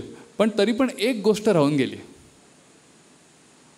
असं म्हणून ते एक पॉज घेतात आणि त्या पॉजमध्ये ह्याला अजिबात राहत नाही. शेवटी तो म्हणतो काय राहून गेलंय. म्हटलं हेच राहून गेलंयस की तू अजून विसरला नाही आहेस की मी हे केलं आहे आणि त्यामुळे तुला आमच्यावर यायला लागेल. सगळ्यात महत्त्वाची गोष्ट परमार्थातली हीच आहे की हे मिया केले की माझेनी सिद्धी केले, ऐसे नाही उरले वासने माझी. की जे माझ्यामुळे जे झालेलं आहे हे वासनेमध्ये असं राहत नाहीत. आणि असे जे संत पुरुष असतात त्यांची पुण्यतिथी आपण साजरी करतो. भारतामध्ये जयंती आणि पुण्यतिथी साजरी करायची जी परंपरा आहे ती विशेषतः अवतारी पुरुष आणि संत यांच्या बाबतीत आहे. ज्ञानेश्वर महाराजांनी जयंती याच्यावरनं काही उपहासात्मक केले. म्हणजे सर्वसामान्य माणूस आपण जे बड्डे सेलिब्रेशन म्हणतो, वाढदिवस साजरा करा, ज्ञानेश्वर महाराजांनी फार फटकारे ओढलेले आहेत. त्यांनी असं स्पष्टपणे त्यांचा भाव असा आहे की वाढदिवस थोडक्यात अशाच लोकांचा साजरा करावा ज्याचं काहीतरी कर्तृत्व असतं. बाकीच्या लोकांचा वाढदिवस साजरा करणं हा एका अर्थाने त्यांच्या शरीरभावावर शिक्कामोर्तबच तुम्ही करताय की तू शरीर आहेस, इतक्या वर्षाचा झालास. वाढदिवस आणि किंवा जयंती कोणाची साजरी करावी की जे शरीरभावाच्या पलीकडे गेलेले आहेत असं त्यांनी एका ठिकाणी म्हणलं आहे. तसंच पुण्यतिथीच्या बाबतीत आहे की पुण्यतिथी हा एका प्रकारे त्या व्यक्तीच्या कार्याचा गौरव असतो. आणि संतांच्या बाबतीत ते कार्य तर मोठं असतंच, पण त्याच्यापेक्षा मोठं ते कार्य करताना कुठलाही अहंभाव नष्ट होऊन अहंभाव विवर्जितपणे केलेलं ते कार्य असतं. म्हणून त्याच्यात एक वेगळा सुगंध असतो आणि म्हणून ते पुण्यस्मरण हे महत्त्वाचं असतं. आणि त्याच्यासाठी पुण्यस्मरण जरूर करावं. त्याच्यामध्ये 2 भाग आहेत की जसं स्मृती ग्रंथामध्ये दिले की सगळ्यांच्या स्मृती इतक्या दाटून येतात आणि बरेच वेळा ते भावनिक बंध असतात. त्या व्यक्तीबरोबर निर्माण झालेले. की जसं ते कॉम्प्युटरमध्ये झिप फाईल असते ना, की सगळ्या गोष्टी आपल्याला जर छोट्या ह्याच्यात करायचं असेल आपण झिप करतो आणि मग ते परत अनझिप करायला लागतं. तसं स्मृतिदिनाच्या बाबतीत असं होतं की इतक्या त्या आठवणी दाटून येतात की ती झिप फाईल जो ओपन केली तर दिवस पुरणार नाही इतकं आपण बोलू. पण हा भावनात्मक भाग झाला. याच्याही पलीकडे जी महत्त्वाची गोष्ट आपल्याला या संतांकडनं शिकायची असते ती म्हणजे भावात्मक नातं, की जे स्वामीजींनी स्पष्टपणे सांगितलं की मी देहाने जरी नसलो तरी तुम्ही मी सांगितलेल्या मार्गाचं अनुसरण केलं तर माझ्या जास्त जवळ येऊ शकाल. कारण तुम्ही मला देहापुरतं मर्यादित करू नका. सगळेच संत हे स्मर्तृगामी आहेत. तुम्ही त्यांचं स्मरण जर केलं तर ते प्रकट होऊ शकतात, ही खरी गोष्ट आहे. आपल्या शास्त्रामध्ये चिदघन असा शब्द वापरला आहे, द क्लाउड ऑफ कॉन्शियसनेस. याचं उदाहरण म्हणून आपण सज्जनगडावर पाहतो की श्रीधर स्वामी महाराज 300 वर्षांनी गेले पण तरी समर्थांना प्रकट व्हावं लागलं समाधी फोडून. याचं कारण जर भाव स्ट्रॉंग असेल तर ती व्यक्ती तुमच्यासाठी सगुण रूपाने येऊ शकते. आणि ही खूप महत्त्वाची गोष्ट आहे. त्यामुळे संतांचे शब्द अतिशय महत्त्वाचे असतात. आणि त्याच्यामुळे स्वामी असं म्हणतात, स्वामी विवेकानंदांपासून सगळ्यांनी सांगितलेलं आहे की देहात असताना जेवढं कार्य होतं त्याच्यापेक्षा खूप मोठं कार्य हे देह सोडल्यावर सुरू होतं. त्याचा प्रत्यय जरूर घेता येतो पण त्याच्यासाठी स्वामींनी सांगितलेली अंतरंग साधना करायला लागते. ती सगळ्यात महत्त्वाची गोष्ट आहे. त्याच्यामुळे प्रत्येकाला तर जायचंच आहे. जसं JRD टाटांनी ते सांगितलं होतं की आपण सगळे प्रीपेड कार्डसारखे आहोत की लिमिटेड पिरियडसाठी आपल्याला हे मिळालेलं आहे शरीर आणि ते जाणारच आहे. त्या ह्याच्यात तुम्ही काय करताय महत्त्वाचं आहे. माणूस गेल्यावर सांत्वन करणारे खूप असतात पण संत फक्त सांत्वन करत नाही. But they don't only solace but they give the solution. आणि म्हणून ते महत्त्वाचं असतं. या थोड्या काळात तुला काय करायचं आहे तुझ्या आयुष्याचं कल्याण करण्याकरता या गोष्टीवर तू फोकस कर. आणि ते त्यांनी सांगितलं म्हणून आपण आज इथे आहोत. आपल्या सगळ्यांना प्रेमाच्या सूत्रांनी बांधणारा मुख्य धागा कुठला असेल तर आयुष्याचं कल्याण कशाने होणार आहे हे निश्चितपणे सांगणारी व्यक्ती आपल्या भाग्याने आपल्या आयुष्यात आली. आणि नुसती आली नाही तर गेल्यानंतरसुद्धा हा मार्ग आपण चालत राहू याच्यासाठी सगळी उपाययोजना right from infrastructure to literature त्यांनी करून ठेवली. याच्यापेक्षा अजून काय कृपा पाहिजे आपल्याला. त्यामुळे हा मार्ग आपण चालत राहू. ज्ञानेश्वर महाराजांनी म्हटलं आहे की एरवी माणसाला मरण हा शब्द बोललेला पण आवडत नाही, निषिद्ध मानला जातो. विशेषतः वेस्टर्न कल्चरमध्ये तुम्ही गेलात तर तुम्ही जर मरण या गोष्टीविषयी बोलायला लागलात तर they call you very pessimistic. महाराजांनी असं सांगितलं की अगा मरा बोलू न साहती परी मेल्यावर तरी रडती परी असते जातन गणती गहिसपणे. मरणं हा बोलणं शब्द आवडत नाही पण मेल्यावर मात्र सगळे लोक रडत बसतात. पण आहे ते आयुष्य निसटून चाललंय ते तुला कळत कसं नाही. अगा कटकटा आहे वोकटे ये मृत्यू लोकीचे उफराटे अर्जुना जरी अवचटे जन्मला असती तरी तू तरी झडझडोनी वाहिला निघ ये भक्तीच्या वाटे लाग जिये पावसी अव्यंग निजधाम माझे. भक्तीच्या वाटा तर खूपच आहे, नवविधा भक्ती आहेत पण सगळ्यात महत्त्वाची मुख्य भक्ती आत्मनिवेदन भक्ती आहे. स्वच्या स्वरूपाचं अनुसंधान ही भक्तीची व्याख्या शंकराचार्यांनी केलेली आणि ती स्वामीजींनी आपल्याला शिकवली. की बाकीच्या गोष्टी तर आहेच आहेत पण सगळ्यात महत्त्वाची गोष्ट स्वचं अनुसंधान जे सुट्टा कामा नये. तू मन हे मीचे करी माझी भजनी प्रेमधरी सर्वत्र नमस्कारी मज एकाते माझेनी अनुसंधाने देख संकल्पू जाळणे निश्चेक मद्याची चोख याचे नाव ऐसा मिया अथिला होसी तेची माझिया स्वरूपा पावसी हेच अंतःकरणीचे तुझं पाशी बोलीचं असे. सगळ्यात महत्त्वाची गोष्ट स्वामी अत्यंत सोप्या फॉर्ममध्ये सांगून गेले की गो टू सेल्फ. तीच महाराजांनी सांगितली. आणि ही गोष्ट अजिबात लूज पडून देऊ नकोस. स्वामींचा शब्द की साधना लूज पडून देऊ नका. बाकी सगळ्या गोष्टी होतील नाही होतील पण साधनेच्या बाबतीत तुम्ही अजिबात स्वतः लूज पडून द्यायचं नाही. कम वॉट मे हा त्यांचा संदेश होता आणि हा ते आयुष्यभर देत राहिले. बाकी दुसरी कुठली गोष्ट ते कॉम्प्रोमाइज त्यांना केलेली एक वेळ चालली असती पण साधना कॉम्प्रोमाइज केली कधी चालली नसते. आणि हेच प्रॉमिस आपण आज स्वामींना द्यायला पाहिजे पुण्य दिनाच्या स्मरणार्थ की आपण सगळे त्यांनी सांगितलेल्या ध्यान प्रक्रियेनुसार मुख्य अंतरंग साधना ही नियमितपणे करू आणि त्याला पूरक होईल असं सगळं आयुष्य आपलं जगू. आणि सगळ्या साक्षात्कारी संतांनी हे शेवटी सांगितलं. एक रमण महर्षींच्या बाबतीत घडलेला प्रत्यक्ष जो प्रसंग आहे तो सांगतो आणि थांबतो की रमण महर्षी तुम्हाला माहिती आहे एकच गोष्ट सांगायचं की फाइंड हू एम आय. तर त्यांच्याकडे एक भक्त आला आणि तो म्हणला की बाकी मला सगळं तुमचं पटतं, फक्त हे मला पटत नाही. कारण ते म्हणले का? ते म्हणले because I am not interested in me. म्हणजे मी वगैरे मला काही इंटरेस्ट नाही आहे, बाकी मला दुसरं काही सांगा. तर रमण महर्षी म्हणलं तुला कशात इंटरेस्ट आहे? त्यामुळे मी विष्णू भक्त आहे, मला विष्णूची भक्ती आवडते. तर चालेल का विष्णूची भक्ती केली? ते म्हणलं चालेल ना. मग होईल का म्हणजे विष्णूची भक्ती करून तुम्ही जे म्हणताय ते साध्य होईल का? ते म्हणले होईल. म्हणजे मग मी माझा देह जेव्हा पडेल तेव्हा मी विष्णू लोकात जाईल का? हो जाशील. हो विष्णू लोकात जाईन. मग मला विष्णू दर्शन देईल का? हो नक्की देईल विष्णू दर्शन. फारच चांगलं आहे. मग विष्णू दर्शन दिल्यावर विष्णू माझ्याशी बोलेल का? हो नक्की बोलेल विष्णू तुझ्याशी. हो का? मग भगवान विष्णू मला काय सांगेल? तर हे सांगेल की फाइंड हू एम आय. त्यामुळे कितीही फिरून शेवटी महत्त्वाची गोष्ट सांगायला संत कधी चुकत नाहीत. प्रश्न फक्त आपण त्याचं किती अनुशीलन करणं हा एवढाच आहे. ते करण्यासाठी स्वामी आपल्यावर सदोदित कृपा करत आहेतच.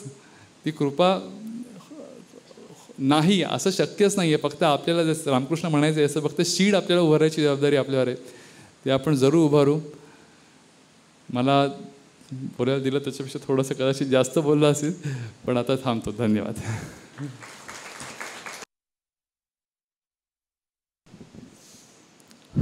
श्रीराम. अखंडमंडलाकारं व्याप्तं येन चराचरं तत्पदं दर्शितं येन तस्मै श्री गुरवे नमः. हिमवशुनी सँडविचचा उल्लेख केला. त्याच्या दृष्टीने सँडविच बनवणारा इथे बसलेला आहे शेजारी. पण इथे बसल्यावरती माणसं खरी बोलतात. तर त्या सँडविचमधला एक कल्प्रिट भाग मी पण आहे. कारण की तो क्रम त्यांनी एकट्याने बदलला नव्हता, त्यांनी खरा तोच ठेवला होता. तो बदलायचं काम मी केलं होतं. पण असं जरी असलं तरी सँडविचचा वरचा ब्रेड असतो आणि एक खालचा ब्रेड असतो. ते महत्त्वाचे असतात, पण मधलं मटेरियल जर ताकदीचं नसेल तर सँडविचला काही किंमत नसते हे लक्षात ठेवा. म्हणजे ही गोष्ट खरी आहे. स्वामींबद्दल मनोगत व्यक्त करायचं हे सगळ्यात आवडीची गोष्ट आहे.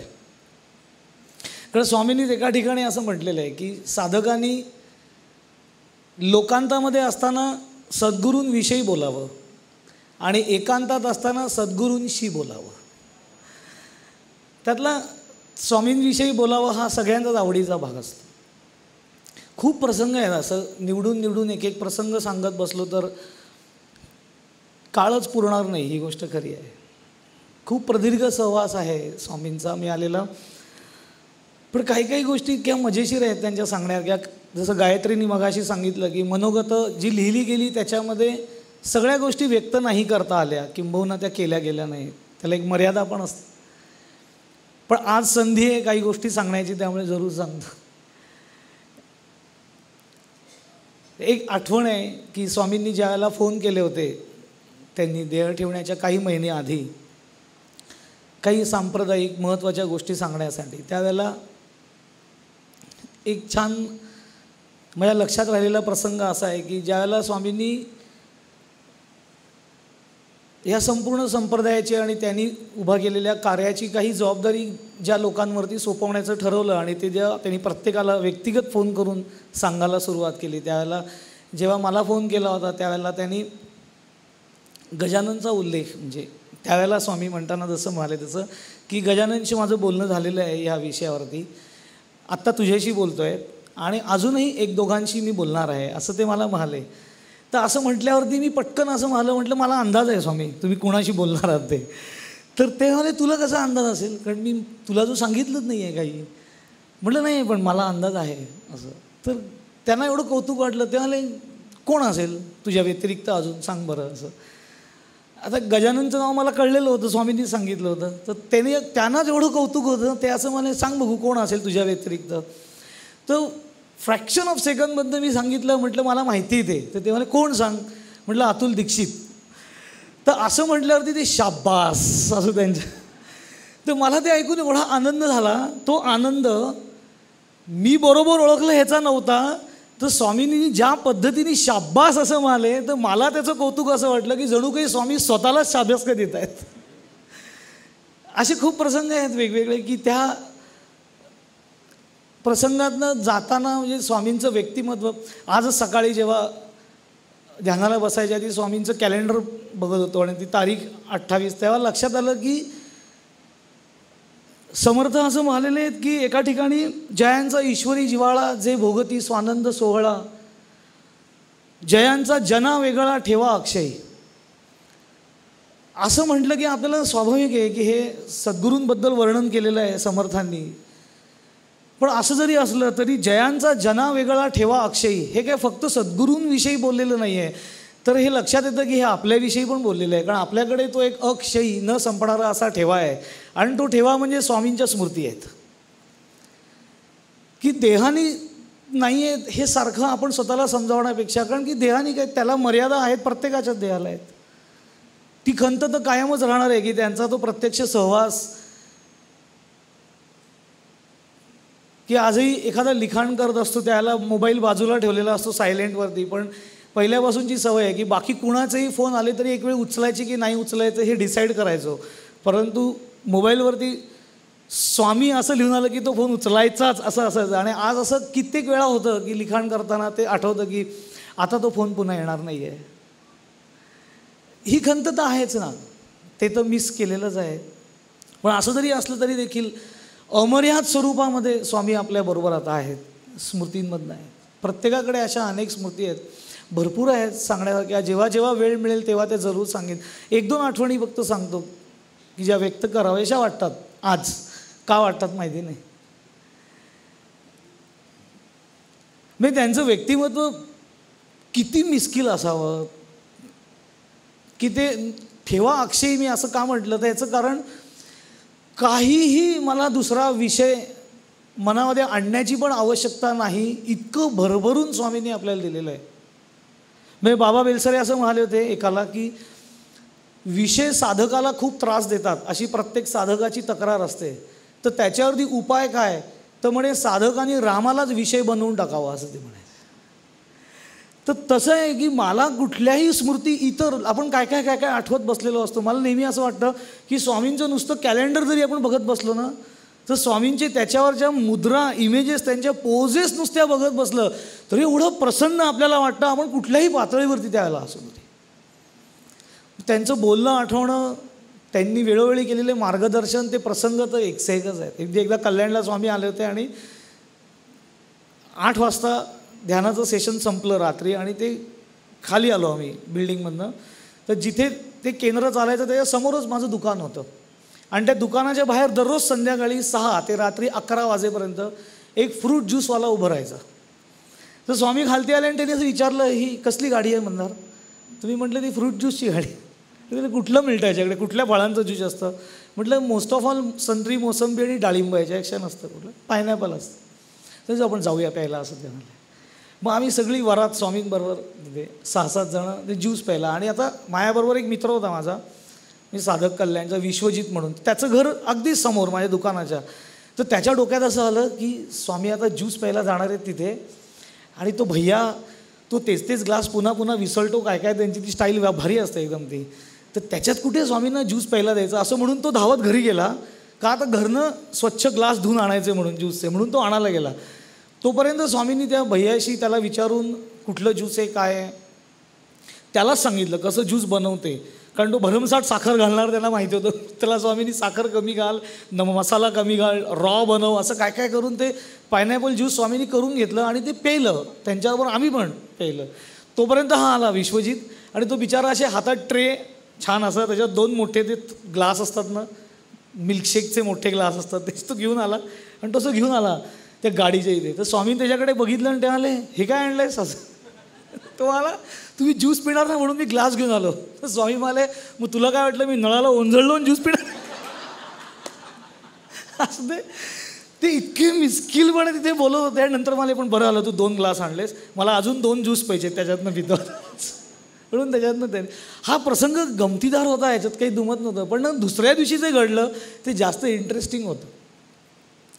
कारण दुसऱ्या दिवशी सकाळी स्वामी पुण्याला जायचे होते रिटर्न. हा शेवटचा दिवस होता तो त्या दिवशी कार्यक्रमाचा. सकाळी स्वामी पुण्याला गेले, मी नंतर दुपारी दुकानामध्ये आलो नेहमीप्रमाणे. संध्याकाळी तो ॲज युजल तो भैया तिथे आला होता ज्यूस वेगळा. तर तो मी दुकान उघडल्या तो 6 वाजता तो गाडी लावायचा. तो आतमध्ये आला, तो काही बोललाच नाही, डायरेक्ट मला विचारायला आला. आणि तो मला की अरे भैया जी वो कल आपके साथ वो एक लंबे से शख्स खड़े थे जूस पीने के लिए, वो कौन थे? तो मी म्हटलं सांगितलं त्याला ऐसे ऐसे मेरे गुरुजी थे वो. असं क्या सेड आप मुझे पहले बताना चाहिए था ना. तो म्हटलं अरे क्या बताना चाहिए था? तो नहीं बताना चाहिए था ना, इतना बड़ा आदमी मेरे पास जूस पीने के लिए आला है, मैं उनके पैर छू लेता. तो ठीक आहे म्हटलं आता तू अगली बार आएंगे तो मैं बोलूँगा तुझे. त्याच्यावर तो असं मला नाही लेकिन वो जैसे खडे थे मेरे बगल में ही खडे थे. कारण ते त्याच्या अगदी कारण जणू काही ते स्वतःच ज्यूसची गाडी लावलेत अशा ताटात स्वामी उभे होते तिथे, त्याच्या शेजारी उभे होते ना. तर तो मला नाही वो मेरे बगल में खडे थे, मैं उनको मालूम नहीं मुझे क्या हो रहा था, लेकिन मुझे इतना समझ में आ रहा था कि वो मेरे बगल में खड़े हैं लेकिन उनकी तरफ से कोई करंट आ रहा है. ही गोष्ट माझ्यासाठी अचंबित करणारी होती. कारण यत्किंचित त्याचा काही त्यांच्याशी संबंध नाही. तो पहिल्यांदा त्यांना भेटलेला होता. बरं स्वामी कधीही अशा कुठल्या आविर्भावात वावरलेले नाहीत, पण असं असताना सुद्धा त्या 3rd पर्सनला इथपर्यंत ती गोष्ट जाणवावी. आपल्या सद्गुरूंबद्दल जेव्हा 3री व्यक्ती असं सांगतो त्याला खूप भारी वाटतं असं मला वाटलं. अशा अनेक आठवणी आहेत स्वामींबद्दल की त्यांच्या छत्रछायेमध्ये आपण हा सगळा प्रवास करत आलेलो आहोत, पुढे करणार आहोत. मला नेहमी असं सांगावं वाटतं की आपल्या जीवनामधल्या इतर काही अनेक अनुभव आपल्याला असतात, आपण काय काय करत पण असतो त्यावेळेला, रिॲक्शन पण देत असतो. पण ह्या सगळ्यामध्ये रमण्यापेक्षा काही दुसरं आपल्याला आठवायची गरज नाही. स्वामींनी दिलेली साधना आणि त्याच्या व्यतिरिक्त एक अक्षय ठेवा म्हणजे स्वामींच्या आठवणींचा आहे. तोच एकमेकाला द्यावा, एकमेकांकडे घ्यावा. आपलं आयुष्य पुरणार नाही इतका तो सेवा आहे. ते सोडून काहीतरी उगाच बोलत बसावं. मला खूप वेळा असं लोकांनी तक्रारीच्या स्वरात सांगितलं होतं की स्वामी असे अचानक कसे काय गेले असं. तर खूप वेळा माझ्या मनामध्ये आलं की हे एकदा व्यक्त करावं. कारण की ते अचानक कसे काय गेले, अचानक कसे काय गेले हा प्रश्न करता करता मला असं लक्षात आलं की आपण आपल्या सद्गुरूंना नकळत आरोपीच्या पिंजरात उभं करत नाही होत ना, की असे कसे गेले, असे कसे. कारण की इतर सगळ्या संतांचं जाणं सुद्धा काही वेळेला सोहळ्यासारखं अनुभवलेलं असतं आणि स्वामींचं मात्र जाणं थोडं चटका लावून गेलं असं.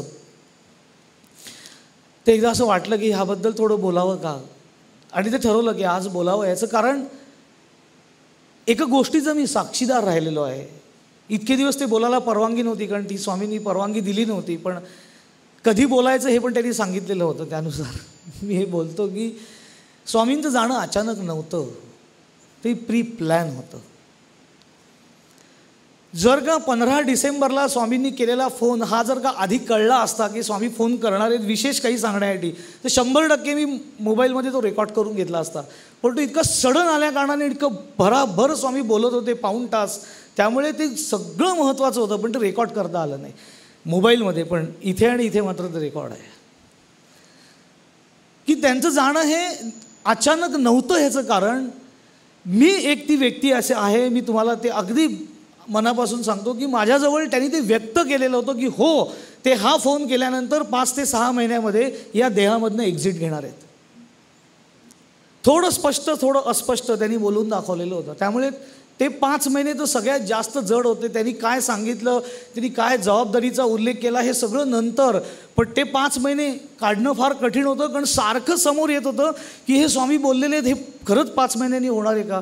बरं सद्गुरूंचं वचन आहे, ते काही हवेत बोलत नाहीत, त्यामुळे त्यामुळे असं वाटलं पण हे सांगावं. तर ते स्पष्ट बोलले होते कारण की सगळ्यांची नावं घेऊन झाल्यानंतर जे काही संप्रदायाची जबाबदारी त्याच्याबद्दल त्यांना बोलायचं होतं ते सगळं सुस्पष्टपणे त्यांनी सांगितलं. तुम्ही ते मनोगतामध्ये वाचालंही, काही भाग त्यातला मी उलगडून दाखवला आहे. त्याला त्याने असं फोनवरती बोलता बोलता त्यांनी त्यांची एक इच्छा व्यक्त केली होती की येणाऱ्या महाशिवरात्रीला जर जमलं आणि सगळं माझ्या मनाप्रमाणे जगन्मातेने चालवलं तर अशी इच्छा आहे की महाशिवरात्रीच्या दिवशीच तुम्हा सगळ्यांना बोलवून माझ्याच हस्ते हे तुम्हाला द्यावं अशी माझी इच्छा आहे. पण ही माझी इच्छा आहे, जगन्मातेची तशी इच्छा आहे असं मला वाटत नाही. कारण किती काळ माझ्याकडे शिल्लक आहे मला सांगता येत नाही. 3 वर्ष मिळतील का असा माझा अंदाज आहे, पण 5-6 महिन्यामध्ये बहुतेक निघावं लागेल ह्या स्पष्ट शब्दात ते बोललेले होते. आणि ते असं बोलल्यानंतर मी पुढचं काही ऐकून घेण्याच्या मनस्थितीत नव्हतं, कारण माझ्या डोक्यात ते चालू होतं की 5-6 महिने. आणि ज्या दिवशी तो दिवस आला, स्वामींनी आपली पुढची यात्रा सुरू केली देहाचा त्याग करून, तेव्हा मी सहज कॅल्क्युलेशन केलं, तेव्हा लक्षात आलं डिसेंबर, जानेवारी, फेब्रुवारी, मार्च, एप्रिल 5 महिने. मी तुम्हाला सांगतो की योगी पुरुषाचं जाणं हे कधी अचानक नसतं. ह्याचं कारण तो त्याच्या इच्छेनेच राहतो, त्याच्या इच्छेनेच जातो. कार्य संपल्याची जाणीव झाल्यानंतर पुढे काही करण्यासारखं नसतं म्हणजे फार अडकण्यासारखं नसतं. त्यामुळे ते देह त्याग करून पुढे निघून जातात. तसंच स्वामींचं होतं. अचानक आपल्यासाठी होतं, कारण की ज्या पद्धतीने त्यांनी एक्झिट घेतली ते आपल्याला थोडं पचनी पडणारं नव्हतं. कारण आम्हाला कुणाला तिथे जाता आलं नाही, त्यांना बघता आलं नाही, म्हणून आपल्याला असं वाटतं की हे अचानक होतं. का अचानक नव्हतं, ते अतिशय अलिप्त होते. सद्गुरूंनी जीवनभर आपल्याला अनेक गोष्टींचा आदर्श घालून दिला, पण स्वामी काय कमालीचे होते, जाताना सुद्धा शिकवून गेले की योगी अलिप्त असतो म्हणजे किती अलिप्त असतो. ते पूर्णपणे अलिप्त, कोणीही त्यांच्या जवळ नाही. शांतपणे ते आले, त्या शांतपणे देह विसर्जित करून गेले, अनंतात विलीन झाले, पुढे सगळं आपल्यासाठी मोकळं करून दिलं. एवढंच मला सांगावं असं वाटतं की आपल्या मनामध्ये जर का कुठेही असेल असे कसे गेले, असे कसे नाही. अरे भगवंतानी सांगून ठेवलेलं आहे, प्रयाण काले मनसा चलेन भक्त्या युक्तो योग बलेन चैव भ्रुवोर्मध्ये प्राणमावेश्य सम्यक सतम परम पुरुष मुपैती. त्या दिव्य पुरुष त्या दिव्यताला प्राप्त होतं, हे भगवद्गीतेत सांगितलेलं आहे. स्वामी असे कसे अचानक, त्यांना जायचं नव्हतं, काहीतरी झालं, काही नाही, त्यांनी प्री प्लॅन सगळं केलेलं होतं. त्यांच्या बोलण्यात तर असं आलं होतं की 3 वर्ष उलटी त्यांनी एक्सटेंड केली असं ते म्हणायचे, कारण पुस्तकाचं काम पूर्ण व्हायचं होतं. अशा अनेक गोष्टी आहेत, जेव्हा जेव्हा वेळ मिळेल तेव्हा जरूर सांगेन. पण हे आज का व्यक्त करावं असं वाटलं, मला फार मनापासून वाटलं की हे आपल्यापर्यंत पोचावं. तृतीय पुण्यस्मरण आहे स्वामींचं. जेवढं आपण साधना करू, जसं हिमांशूने आत्ता सांगितलं की त्यांना भेटायचं असेल आणि त्यांना समजून घ्यायचं असेल तर त्यांनी सांगितलेली साधना ही आपण करत राहिलं पाहिजे. आपण ती करत राहूच, करणारच आहोत. खूप आहेत स्वामीजींच्या आठवणी, अनेक प्रसंग आहेत. म्हणजे मी असं म्हणू नये, पण एक आठवण म्हणून सांगतो की स्वामी माधवानंद हे जाहीररित्या माधवानंद नसताना सुद्धा मी त्यांना बघितलेलं आहे 1994 साली. तेव्हापासूनचा सहवास आहे. कारण मोठ्या स्वामींकडे मी पहिले जायचो. एक आठवण सांगतो आत्ता, प्रतिभाई पण आलेल्या आहेत, प्रतिभा ते त्यामुळे सांगितल्याशिवाय राहत नाही. मोठ्या स्वामींचा जो शेवटचा सत्संगाचा कार्यक्रम झाला 96 मे 96मध्ये, प्रश्नोत्तरांचा जो कार्यक्रम दर रविवारी माया अपार्टमेंटला सकाळी 8 वाजता व्हायचा साधारण रविवारी, त्या कार्यक्रमाला मी हजर होतो. आणि आपल्याला साधारण सगळ्यांना ऐकून माहिती आहे की मोठे स्वामी चहा प्यायचे नाहीत, ते दूध प्यायचे त्यांना. आणि ते बऱ्याच लोकांना इन्सिस्ट पण करायचं की चहा पिऊ नका, दूध प्या असं. आणि त्याच्याबरोबर अपोजिट आपले स्वामी होते की ते खूप चहा प्यायचे. ते एका कुठल्या तरी साधिकेनी म्हणा त्या सत्संगाच्या कार्यक्रमात डायरेक्ट मोठ्या स्वामींना असा प्रश्न केला होता, कारण त्याच्या आधीचा एक प्रश्न त्या अनुषंगाने आला होता आणि स्वामी त्याच्यावर बोलले होते की चहा पिऊ नये वगैरे असं. आणि नेमकं त्याच्या पुढचा प्रश्न डायरेक्टली स्वामींना त्यांनी विचारला की तुम्ही आम्हाला सगळ्यांना सांगता की दूध प्या, चहा पिऊ नये, पण म्हणे नगरकरला सांगत नाही तुम्ही चहा पिऊ नका असं त्यांनी डायरेक्ट तिथे मी तिथे होतो, अगदी जुनी 96ची गोष्ट. आणि क्षणाचाही विलंब न घालवता मोठे स्वामी असं म्हणाले, हो मी सांगतो नगरकरला चहा प्यायला, मी त्याला परवानगी दिलेली आहे, तुम्हाला पण ती परवानगी मिळेल, पण नगरकर फक्त चहा पितो हे बघू नका, तो 3.5 तास ध्यानाला बसतो हे लक्षात घ्या. ते आजही माझ्या कानामध्ये तिथपासून स्वामींचा प्रवास मी माझ्या डोळ्यांनी बघितलेला आहे. आणि भरपूर आहे. आज 26-27 वर्षाचा सहवास प्रत्यक्ष स्वामींचा मिळाला आहे. किती आठवणी त्याच्या चिक्कार प्रसंग आहेत. जेव्हा वेळोवेळी संधी मिळेल ती मी जरूर तुमच्यासमोर प्रगट करीन, कारण त्या प्रत्येक प्रसंगातनं काही ना काहीतरी शिकण्यासारखं आहे. माझी आणि आपल्या स्वामींची पहिली भेट अशा ठिकाणी झालेली आहे की ती इतकी लक्षात राहिली की लेडी रमाबाई हॉलला जेव्हा 95 साली गुरुपौर्णिमेचा कार्यक्रम होता त्यावेळेला बाहेरनं आम्ही आल्यानंतर स्वामी दरवाजामध्ये येणाऱ्या सगळ्यांचं स्वागत करायला उभे होते आणि आम्ही आत गेल्यानंतर त्यांनी गेल्या गेल्या आम्हाला विचारलं की तुम्ही कल्याणहून आलायत ना असं. तर मी म्हटलं हो कल्याणहून आलेत. आणि इतके गोड हसले, त्यांच्या नेहमीच्या चार्मिंग पर्सनॅलिटी. आणि म्हणाले तुम्ही एकदम पुढे जाऊन बसा का, कारण की परगावच्या साधकांनी पुढे बसायचं असतं असं त्यांनी सांगितलं. आणि आम्ही अगदी पहिल्या लाईनीत बसलो. त्यावेळेला आमच्यात कुजबूज झाली होती माझ्या आणि विवेकमध्ये. विवेक थत्ते म्हणजे माझा, आमच्या दोघांची प्रवास एकत्र स्वामींकडे सुरू झालेला आहे 93 सालापासून. अशा अनेक प्रसंग आहेत की स्वामींची पहिली भेट चप्पल स्टँडची इथे उभारून झालेली होती की ते सगळ्यांना चपला लाईनीत काढा हे सांगण्यासाठी तिथे उभे होते आणि स्वागत करायला उभे होते. तो त्यांचा आविर्भाव एक साधक म्हणून असलेला शेवटपर्यंत शेवटचा स्वामींचा फोन आला, त्या फोनमध्ये सुद्धा त्यांचा जो स्वर आणि त्यांचं जे बोलणं होतं त्या बोलण्यात सुद्धा हे लक्षात येत होतं की तो 95 साली मी त्यांचा बघितलेला साधक म्हणून, शिष्य म्हणून असलेला भाव तो शेवटच्या त्यांच्या डायलॉगपर्यंत सुद्धा तसाच्या तसा कायम होता. हे आपल्यासाठी आहे, आपण शिकण्यासाठी आहे. काहीही झालं तरी आपण आपला शिष्यभाव सोडता कामा नये. आपण तो धरून ठेवूया, त्या शिष्य भूमिकेला प्रामाणिक राहण्याचा प्रयत्न करूया. आणि शिष्य भूमिकेला प्रामाणिक राहणं म्हणजे फक्त स्वामींवर बोलणं आणि ऐकणं नाही आहे, तर स्वामींनी जे सांगितलेलं आहे ते आचरणात आणणं आहे. आणि ती मुख्य साधन आहे, ती आपण आणूच, स्वामी आपल्याकडनं करून घेतीलच. ज्याचा मी आत्ता उल्लेख केला माझ्या मित्राचा, विवेकचा, त्यांनी आत्ता कार्यक्रमाला यायच्या आधी मला एक कविता पाठवली. तो मला ही कविता तू वाचून दाखवशील, म्हणजे त्यांनी पाठवली, वाचून दाखवा असं पण तो मला नाही, पण ती इतकी सुंदर आहे, त्याला अचानक स्फुरण झालेली कविता की ती आपण इथे वाचून दाखवावी असं वाटलं. पण ती कविता हिंदीतनं आहे, त्याला ती हिंदीतनं स्फुरण झालं. तर असं ठरलं की हिंदीतनं प्रत्येक भाषेचा एक लहेजा असतो आणि तो लहेजा पकडून जर का ती प्रगट केलं तर ते ऐकायला पण फार गोड वाटतं. तर तो लहेजा ज्याचा चांगला असेल त्यांनी ती वाचावी असं मनात आलं. आणि मोहिनीताई त्या वाचून दाखवतील आपल्याला, त्या वाचून दाखवतील.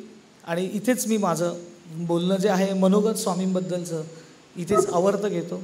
हरिओम.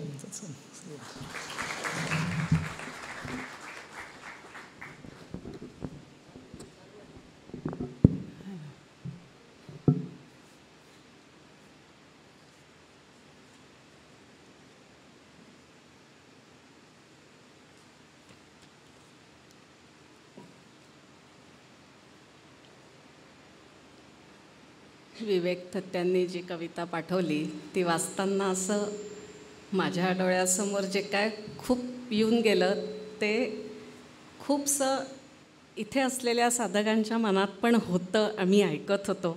ते फक्त त्यांनी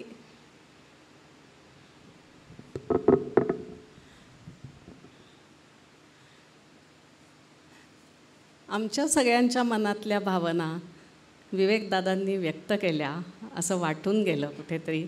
अर्थात ते लिखाण आम्हाला कोणाला कदाचित जमलं नसतं, जे त्यांनी केलं ते मी वाचून दाखवते. हरिओम.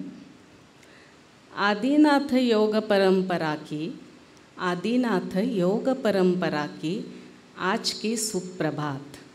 आदिनाथ योग परंपरा की आज की सुप्रभात. वह दो आँखें, वह दो आँखें और यह 12 हाथ. वह 2 आँखें और यह 12 हाथ. अलख निरंजन, अलख निरंजन गूंजे गगन में फिर से बार बार. अलख निरंजन गूंजे गगन में फिर से बार बार. वह 2 आँखें और यह 12 हाथ. वह 2 आँखें और यह 12 हाथ. हर 2 हाथ की अपनी, हर 2 हाथ की अपनी खुद की विशेष बात. हर 2 हाथ की अपनी खुद की विशेष बात. वह 2 आँखें और यह 12 हाथ. वह 2 आँखें और यह 12 हाथ. साधकों के मन में उभर रहा पुनः आत्मविश्वास. साधकों के मन में उभर रहा पुनः आत्मविश्वास. वह 2 आँखें और यह 12 हाथ. वह 2 आँखें और यह 12 हाथ. अध्यात्म विज्ञान, अध्यात्म विज्ञान एवं राष्ट्रीयत्व की चलती साची बात। अध्यात्म विज्ञान एवं राष्ट्रीयत्व की चलती साची बात, वह 2 आँखें और यह 12 हाथ। वह 2 आँखें और यह 12 हाथ। कल्याण पुनीत अहिंसा नगरी। कल्याण पुनीत अहिंसा नगरी, याहो विदेशी प्रांत। कल्याण पुनीत अहिंसा नगरी, याहो विदेशी प्रांत। स्वरूपानंद में मगन रखते, यह 2 आँखें 12 हाथ। स्वरूपानंद मगन में रखते, यह 2 आँखें 12 हाथ। योग ज्ञान भक्ति। योग ज्ञान भक्ति अनन्यता का न थमता पावन प्रवास। योग ज्ञान भक्ति अनन्यता का न थमता पावन प्रवास। स्वरूप योगी करे महसूस। स्वरूप योगी करे महसूस, जो है 2 आँखें, जो है 2 आँखें, वही 12 हाथ। वही 12 हाथ। हरिओम।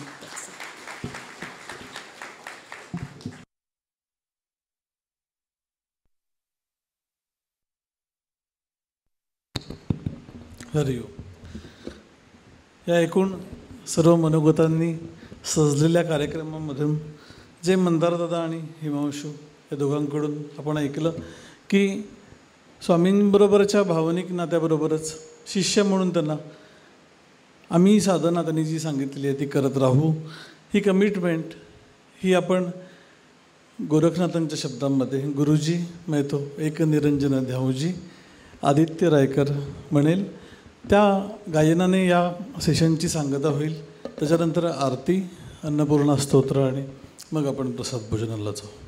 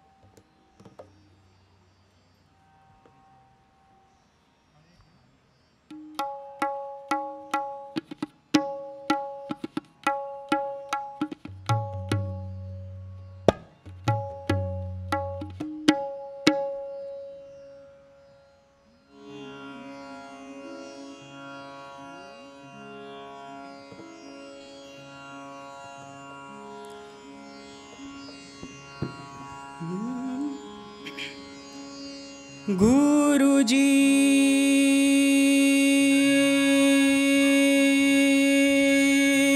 गुरुजी गुरुजी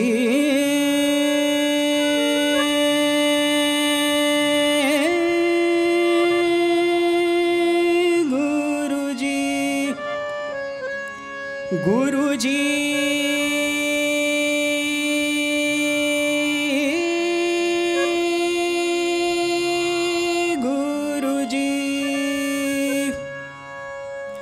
गुरुजी मैं तो एक निरंजन ध्याऊजी हो ध्याऊजी.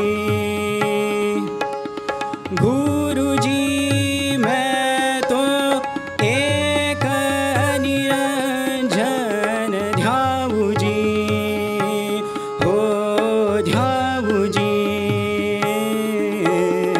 दूजे के संग नहीं जाऊजी जाऊजी. दूजे के संग नहीं जाऊजी जाऊजी जाऊजी जाऊजी जाऊजी न जा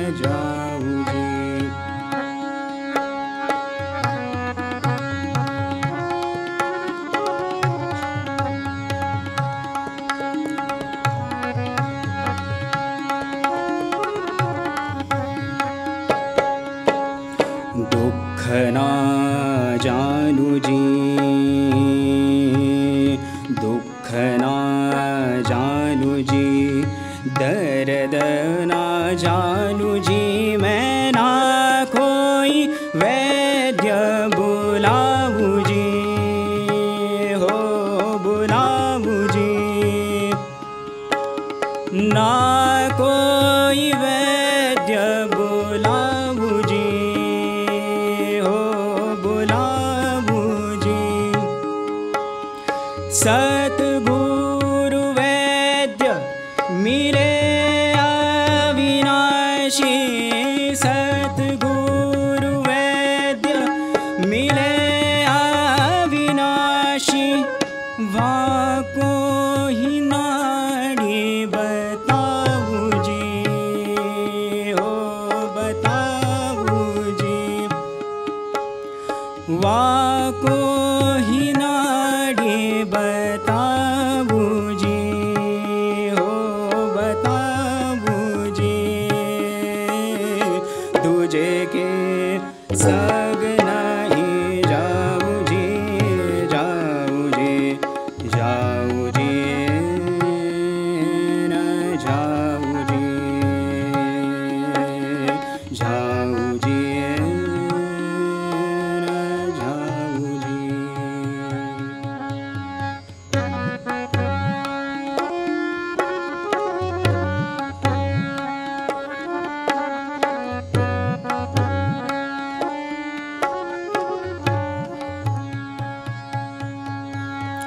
गंगा न जाऊं जी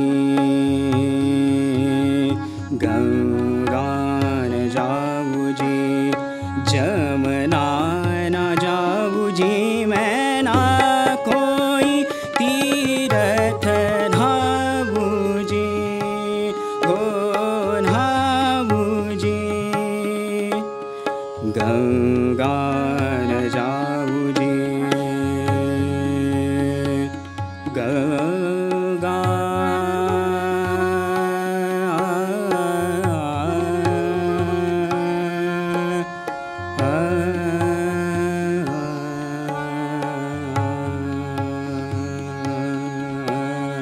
गंगा न जाऊं जी जमुना न जाऊं जी मैं ना कोई तीरथ नहाऊं जी हो नहाऊं जी नहाऊं जी ना कोई तीरथ नहाऊं जी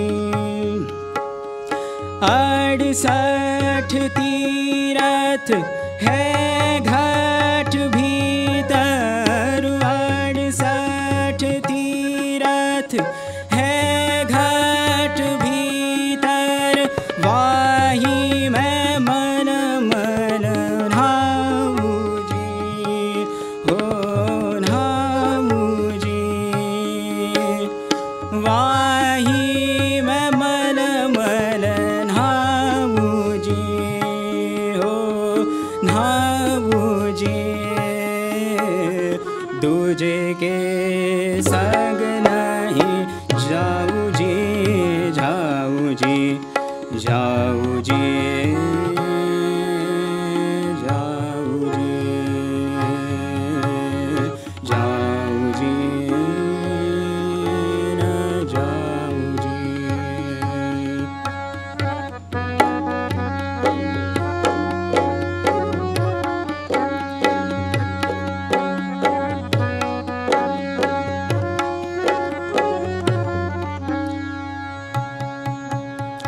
कहे गोरख जी कहे गोरख जी सुनो हो मछिंदर में जोत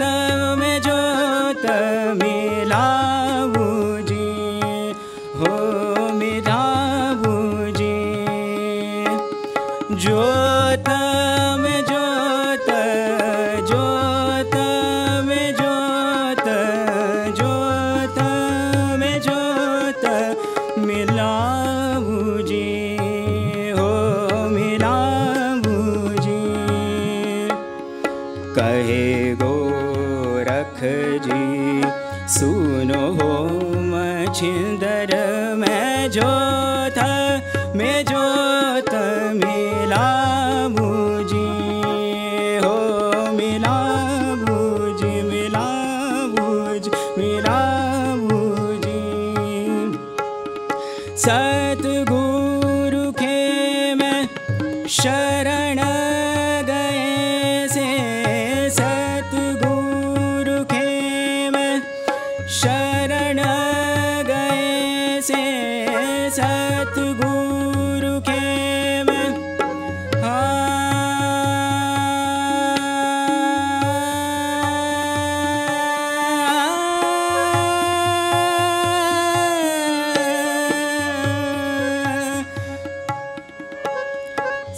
सतगुरु के मैं शरण गए से सतगुरु के मैं शरण गए से सतगुरु के मैं सतगुरु के मैं सतगुरु के मैं सतगुरु के मैं शरण गए से सतगुरु के मैं शरण गए से आवागमन मिटा बूजी हो मिटा बूजी आवागमन आवागमन आवागमन मिटा बूजी तुझे के